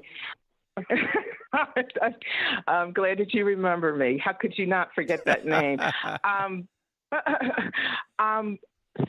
Something tapped my spirit last year about the 666. Yeah. And the symbols and the word and the numbers are very important. So I but God tapped my spirit because I was so engrossed in that number. So 6 represents, the first 6 is Christ, which is 6 letters. 6 is throne. And 6 is spirit. No, who told you that? And you know the Excuse me? Who told you that?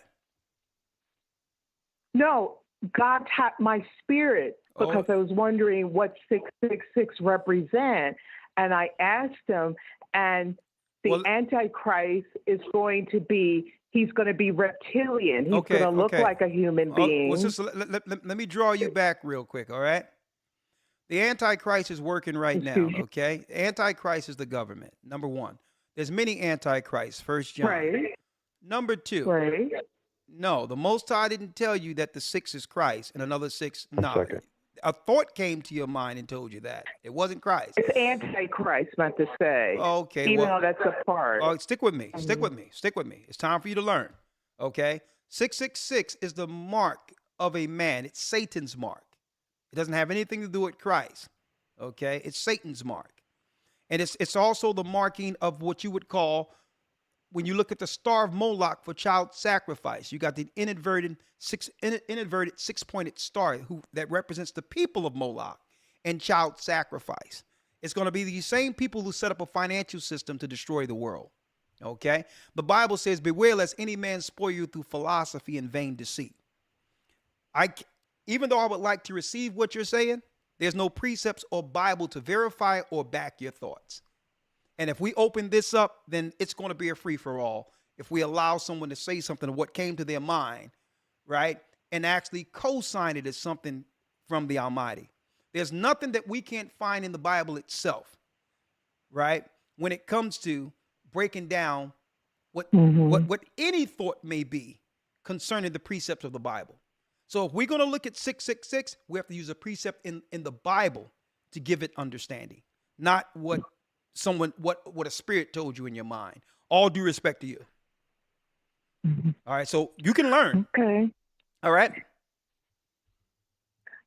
There's one more comment. Okay. I think it's going to backfire on America when they think they have the strategy to these people who are coming in, the immigrants that are going to take over, but it's going to backfire on the people who are the children of Israel, the Hispanics. Yeah. They're going to realize what the government is trying to do to the black people that are already in the United States, and they're going to come together, and this is what's going to cause a civil war. Okay. And that's all I wanted to comment. All right. Well, sister, there will be a split. There will be a war in the earth, but it's not going to happen like you're saying. These people they're bringing over, they're going to create they're going to create total chaos the way the government is going to use our people against us. It's going to be mayhem. It's going to be a war of biblical proportions in our neighborhood in which the government is going to have to step in with the. I feel. I'm saying, sister, in listen. my heart I'm gonna let you, sister. Yes, I understand what you're talking about. I'm gonna let you break down what you feel in your heart, but I'm telling you, they know exactly the people they're bringing over. Now, is there a small portion of people that are coming over coming over to receive the word, absolutely, they'll be saved. But that's far in between. They're going to create a hotbed of total destruction through this immigration and migration. And guess what? They're going to accomplish that because the Bible tells you they're going to accomplish it. Okay? So, no, I know what you feel, but no one is going to be singing in the streets of North Philly and Harlem Kumbaya between those who are already in the country and the migrants that are coming over. That's not going to happen. It's going to be chaos. All right? It's going to be a percentage that are going to side with Judah. I'm sure of that. Sister, when yes, they realize sister, a very people that are going to certain Judah. A very small percentage, and guess what? We'll welcome them, but it's going to be very small. It's going to pale in comparison to the chaos that's going to be outside the few who say, you know what, I'm Israel. It's going to be over 90% that's a part of the chaos that's going on in the city. All right, but thank you though. Don't forget, only 10% will be saved. Bless you. Okay, thank you. All right. Bless you. Okay, she's getting there, eventually. But the reptilian thing, hey, I don't care how they look. They're of the devil, okay? So, right? All right, let's get a few more. We got Jeanette. Who cares whether they can turn the reptilians, drink blood, whatever they're going to do. They're on the wrong side of judgment. Okay? They're going to burn in hell. All right? So I could care less of whether or not they got reptilian skin. All right? Who knows? They could have stayed in the sun too long. All right? Something could be, their skin on the outside is tough as leather. Sometimes that happens. I have nothing to do with the skin and reptile and all that. All I know is that the Most High is going to burn them in hell. That's what we want to talk about. The saving of the children of Israel and judgment on the nations who have destroyed the children of God. Right? 2224, then we got Sunshine to end it out. He's going to say your name. Oh, okay. Yeah. Jeanette? I'm going to say your name. Hi, Jeanette. Jeanette. Can you hear me? Yes, I can hear you, Jeanette. Good evening. Okay.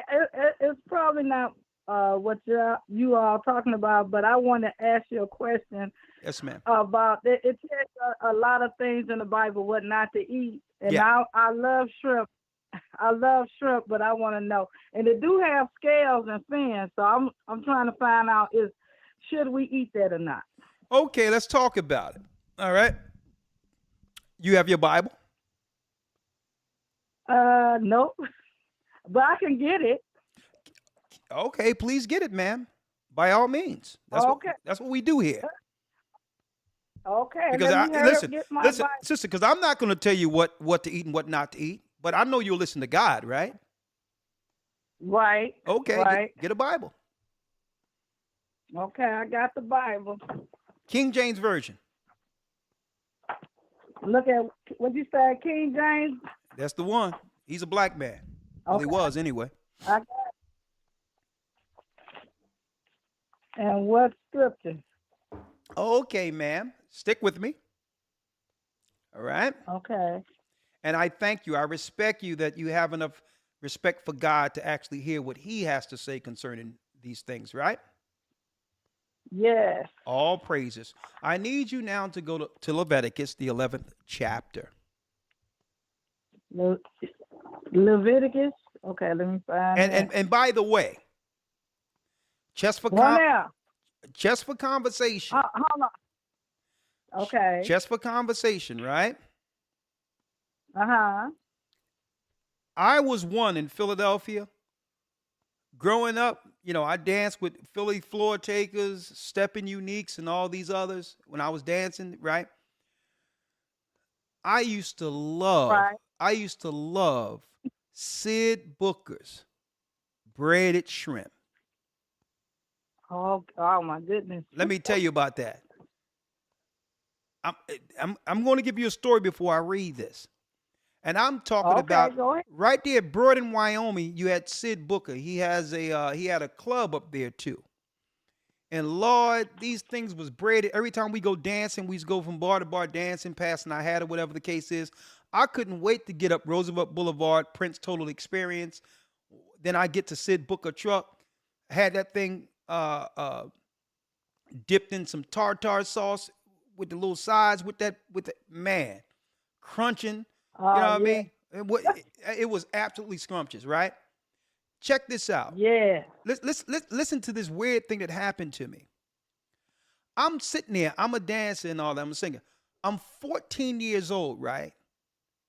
My mother has some shrimp in the oven, right? I know she did it with some paprika and some stuff on it. Let me tell you, I take one of those shrimps, right? And I put it in my mouth and I'm sitting there, singing with it, feeling all good. It gets stuck and I can't even breathe because it's stuck in my throat, right? Oh, my goodness. Sister, listen, there's no one in the house to help me. Oh, my goodness. Listen, no one in the house. I can't breathe and it's stuck in my throat. So I walk down the stairs to where my mother is. She has a water ice stand and I hear them talking and all of these things. And I'm sitting there dying, suffocating, and no one is recognizing that I can't breathe. Sister, listen, I'm looking around and I'm about to just pass out and it just comes out of my mouth. It just go out of my mouth. And then I just go back and start acting like everything was normal. No one even recognized that I could have been dead. I'm sitting there, no one is even paying attention. Sister, listen. A few years later, I found out the truth of who I am. And then in the Bible, it said that I shouldn't have had that shrimp in the first place. That's my story concerning shrimp. And that's someone who loved, listen, you see me, I'm still giving you the name of some of the best shrimp fryers who have ever lived. Okay? Right? So understand when I bring this forth to you, it's not me judging your food choices or your diet. It's only what God says, okay? Okay. And then I'm going to take you to where your preacher tell you that Jesus said it's okay, even though God said don't do it. All right? Okay. All right. Now go to the book of Leviticus real quick. You say Leviticus? Leviticus. It's the third book. I got it. All right, go on. I see you. Leviticus. What chapter? The 11th chapter, ma'am. Oh, I'm close to it. Thank goodness. Take your time. Okay. Take your time. Okay, 11. Okay, I got 11. You got it?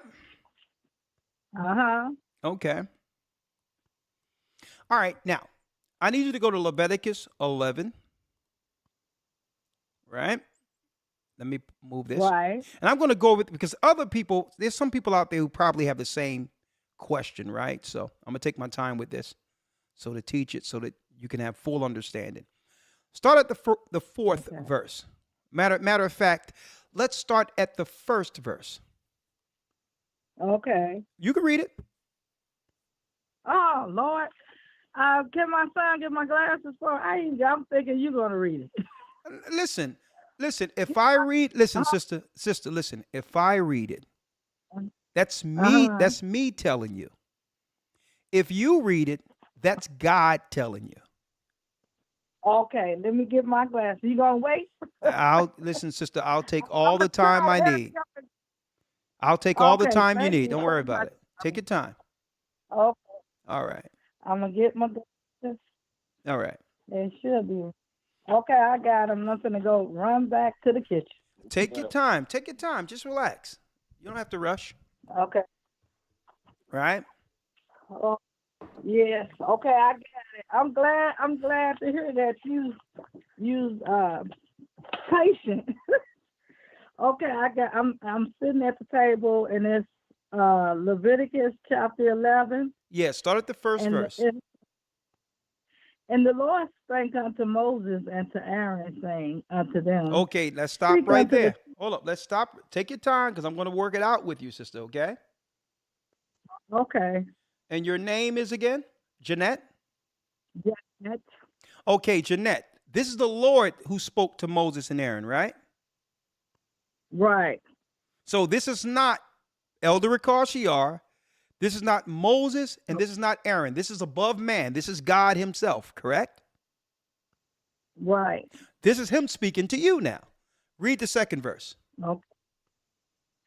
Speak unto the children of Israel, saying, there are the beasts which ye shall eat among all the beasts that are on the earth. So it says, tell my people, the children of Israel, these are the beasts which you shall eat among all the beasts that are on the earth. Right? Read. Right. Read it. Whatsoever parted the hoof and is clove-footed and chew the cud among the beasts, that shall you eat. Now, when it says cloven-footed and cheweth the cud, you ever see how a cow chews? Like their mouth moves like, and even horses' mouths move the same way, right? When they eat grass or whatever. But guess what? The cow have a cloven foot, which is a split foot. A horse doesn't. Yeah. So even though they both chew the cud, the horse is unclean, yet the cow, sheep, lamb, goat, they're clean. You got it? The buffalo, the bull, they're clean because not only do they chew the cud, they're cloven-footed. Even the camel. The camel chew the same way, chew up the cud, the same way as a goat, lamb, sheep, but yet it doesn't have that split hoof, so you can't eat it. So God made it clear. Here's the animals you can eat, and these are the animals you stay away from because I made them for something different for you. Right?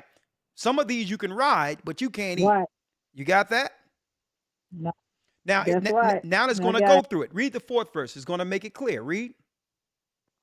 He said, nevertheless, these shall ye not eat of them that chew the cud, or of them that divide the hoof, as the camel, because he cheweth the cud, but divided not the hoof. He is unclean unto you. So if there's someone bring you some camel soup, you can go to Leviticus 4 and you'll say, well, hold up. God said don't do that. Right?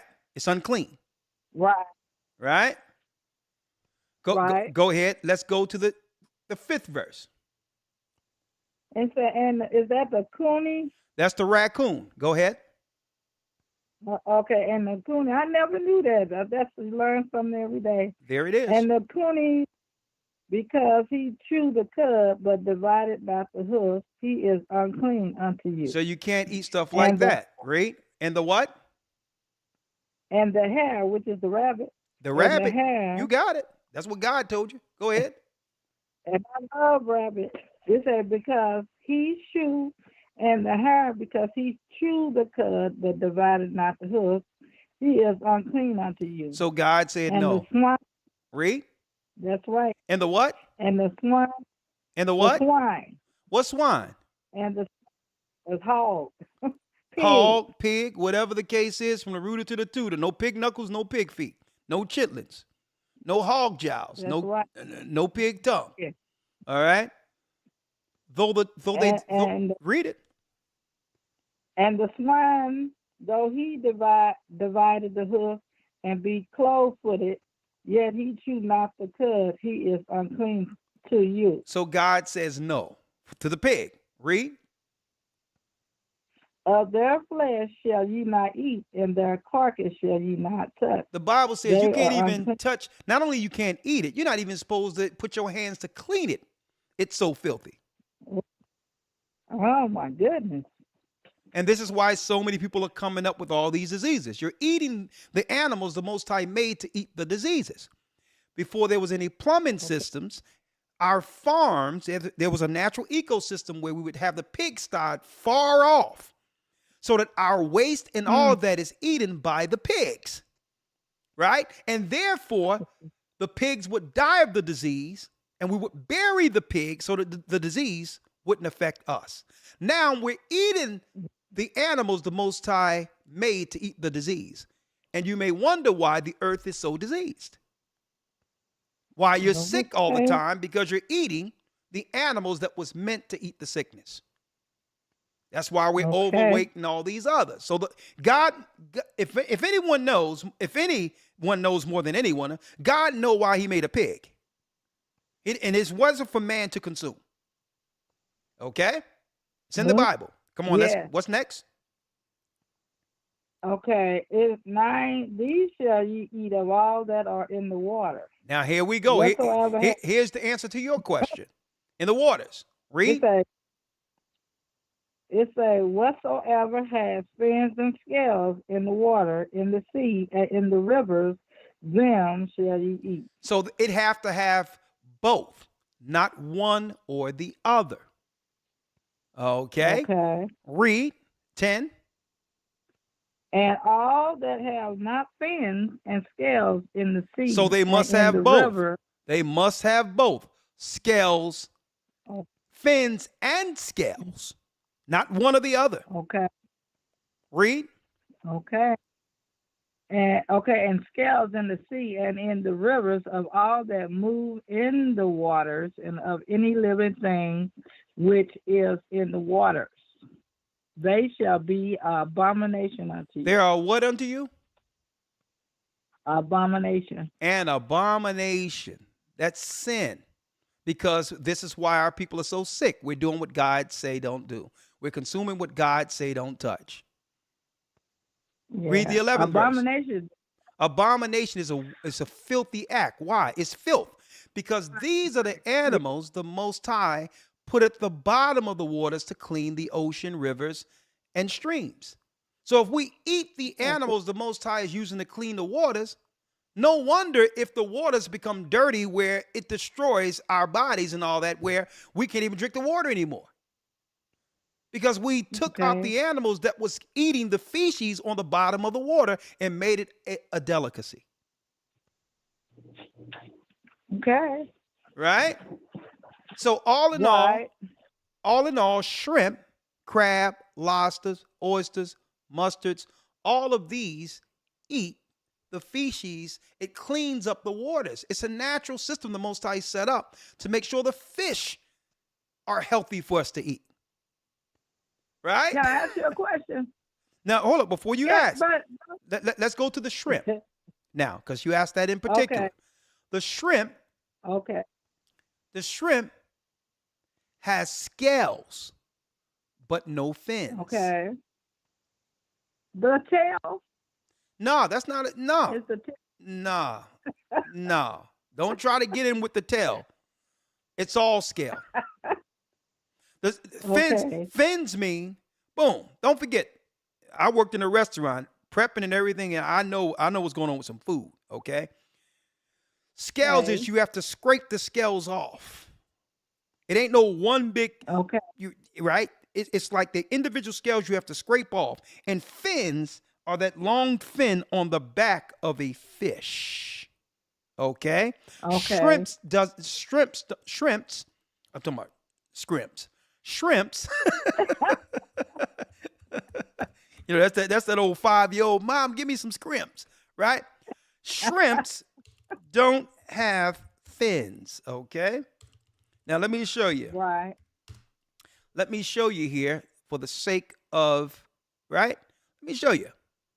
On the screen, you can look at this at your, in your own convenience, and you'll see here, and what I'll do is I'll pull up a fish fin. Right? There it is. Okay. That's simple, right? Now, as you can see, the fins, there's 1, 2, 3, 4, 5, 6. They swim with the fins. They got one on their back, one under them, and one at the end. Okay, those are fins. Shrimp don't swim like this. They're unclean. They're bottom feeders. You want to see your health get better? Eat what God said eat. And watch how your doctor start asking you questions like, what's going on? Right? Okay. And let me tell you, I thank the Most High that my mother began to listen to me, because I believe it added about an extra 7 to 10 years to her life. And she told me that right before she passed over. I'll see her again, but she told me, she said, Junior, you saved me. You gave me you came back and gave me many years. And I said, Mom, just thank the Most High. It was our God who's given us back the law, statutes, and commandments. And if you break the law, the wages of sin, sister, is death. So if you're sinning against God, you'll have a shorter life. And that's including eating the things God said don't eat. Therefore, it shortened your lifespan. Now, the last thing, let me go to where your preacher's going to tell you that God said it's okay. All right? Okay. I'm getting in front of that now. Because, he'll sit there and talk about God in Christ, and he'll go down there and down in the cellar and serve you a whole plate of pork chops, right? So we're going to get with this real quick. Right? He'll tell you all you got to do is pray over it, and God said it's all right with him. But we're going to straighten that out right now, right? I need you real quick, sister, to go to 1 Timothy, the 4th chapter. 1 Timothy. Okay. Okay. That's in the New Testament. Take your time. Okay. Is that here Hebrews? Let me see. Yeah, it's near it there. Ain't near. I'm trying. It's near there. It's what you got here right before Hebrews. A few books before Hebrews, you'll see Timothy. Okay. My son helping me out. Oh, take your time. We're gonna get it for. Hey, that's a great son of yours. Let's go go to. to. Rushing me. It's right. No, take your time. It's right. It's right after Thessalonians. You have Corinthians, Ephesus, Ephesians. You have Galatians.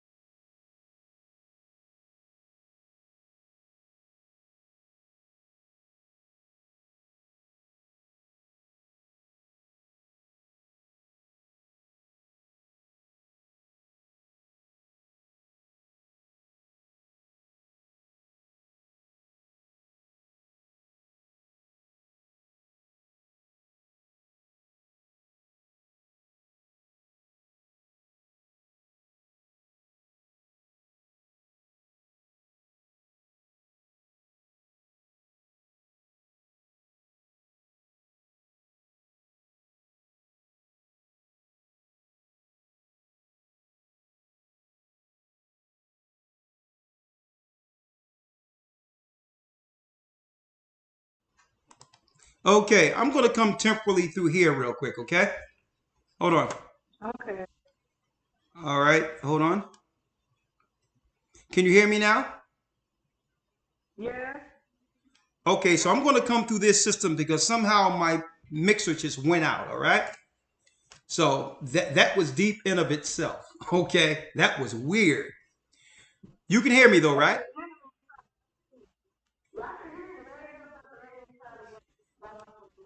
Okay, well, hey, we've overcome the enemy because I got something going on right here. Don't worry about it. Oh, all right, I'll do it this way. I've never seen this happen ever again. But the enemy, boy, I tell you, enemy, they definitely upset right now.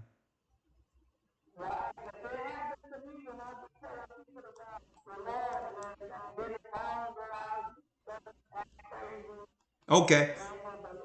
Well, I'm going to do this with you from I'm using the computer volume because I'm going to as long as you get this, I don't care, okay?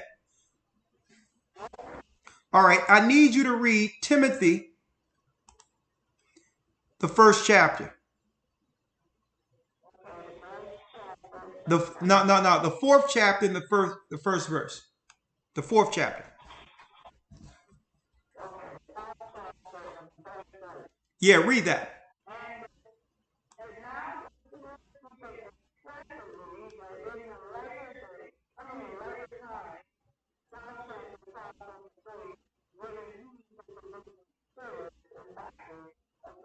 Now, this is how you're going to know what?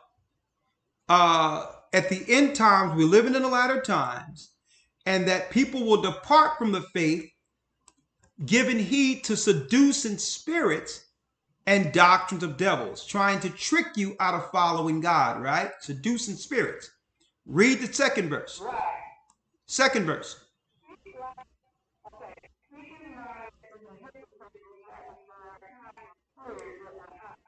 Now, here are the things that the Bible is expressing is what? Seducing spirits and doctrines of devils. This is where your pastor is going to take you to tell you it's okay to eat anything. But we're going to give it clear. We're going to make it clear.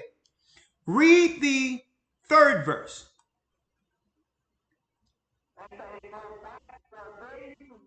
Hold up. Let's stop. Let's stop with that. Forbidding to marry. What religion has it where you can't be a priest unless you decide to be single? The Catholic Church. The Catholic Church tell their pastors, their preachers, their cardinals and bishops that they can't marry if they're going to join the priesthood.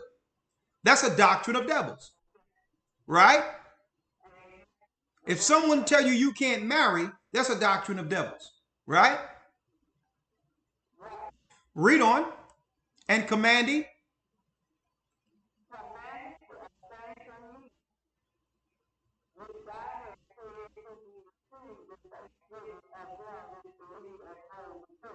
Now, when it says another doctrine of devils, if someone try to tell you you can abstain, that you have to stop eating meat, which God created to be received with thanksgiving, right? So preachers will go here and say, if someone try to stop you from eating pork, that's a seducing spirit. They'll tell you that. But did God give man pork, shrimp, crab, or lobster to be received with thanksgiving? Yes or no? Because he said that he gave you the clean animals to eat. Those are the animals that can be received with prayer, not unclean food. See that? Now I'm going there because this is where your preacher will tell you that it's okay to eat swine when God never gave you swine to be ate with thanksgiving. You can't pray over what God said is unclean. See that? Now read the fourth verse.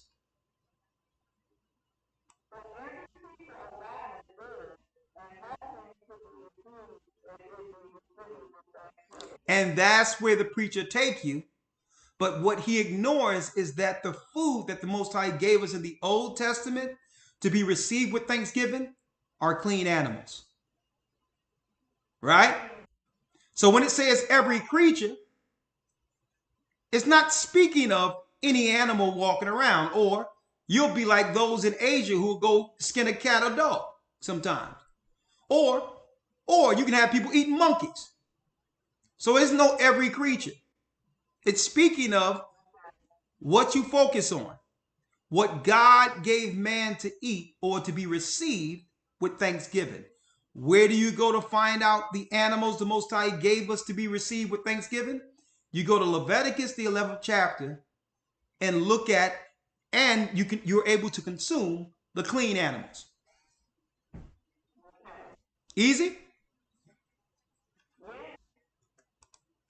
And guess what? There's so many good things you can eat out of clean animals. You don't need the unclean animals anyway. Okay? So hey, I take the same seasons and all that I used to use for the unclean food, and I use it for the clean food, and it even tastes better. It tastes even better. All right? Well, bless you.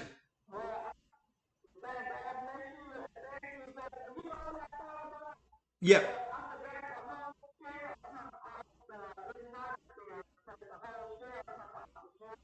The whole shell comes off, including the tail.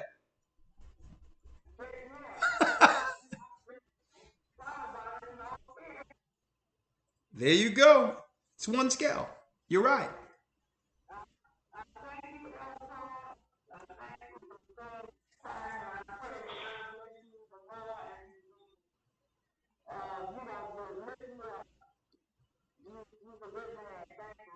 Oh, thank you. All praises be to the Most High.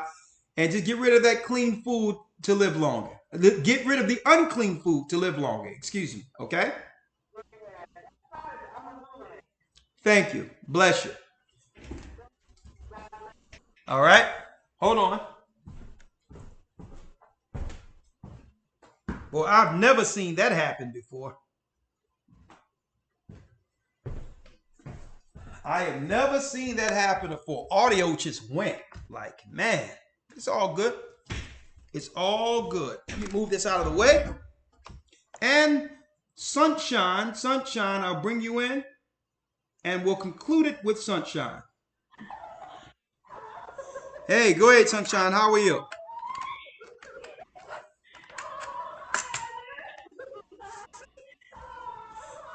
Shalom, sister. Let's go. Let's do it. Break it down.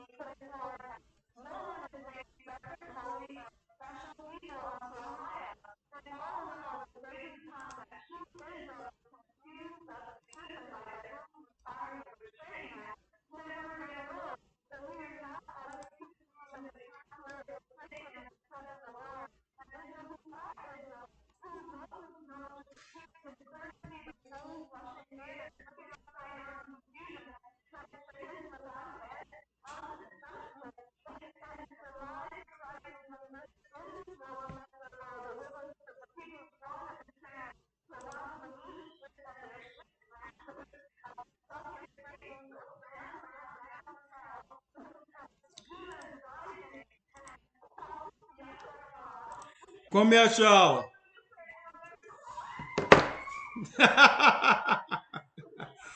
Shalom. You something else, yeah. All right, all right, all right.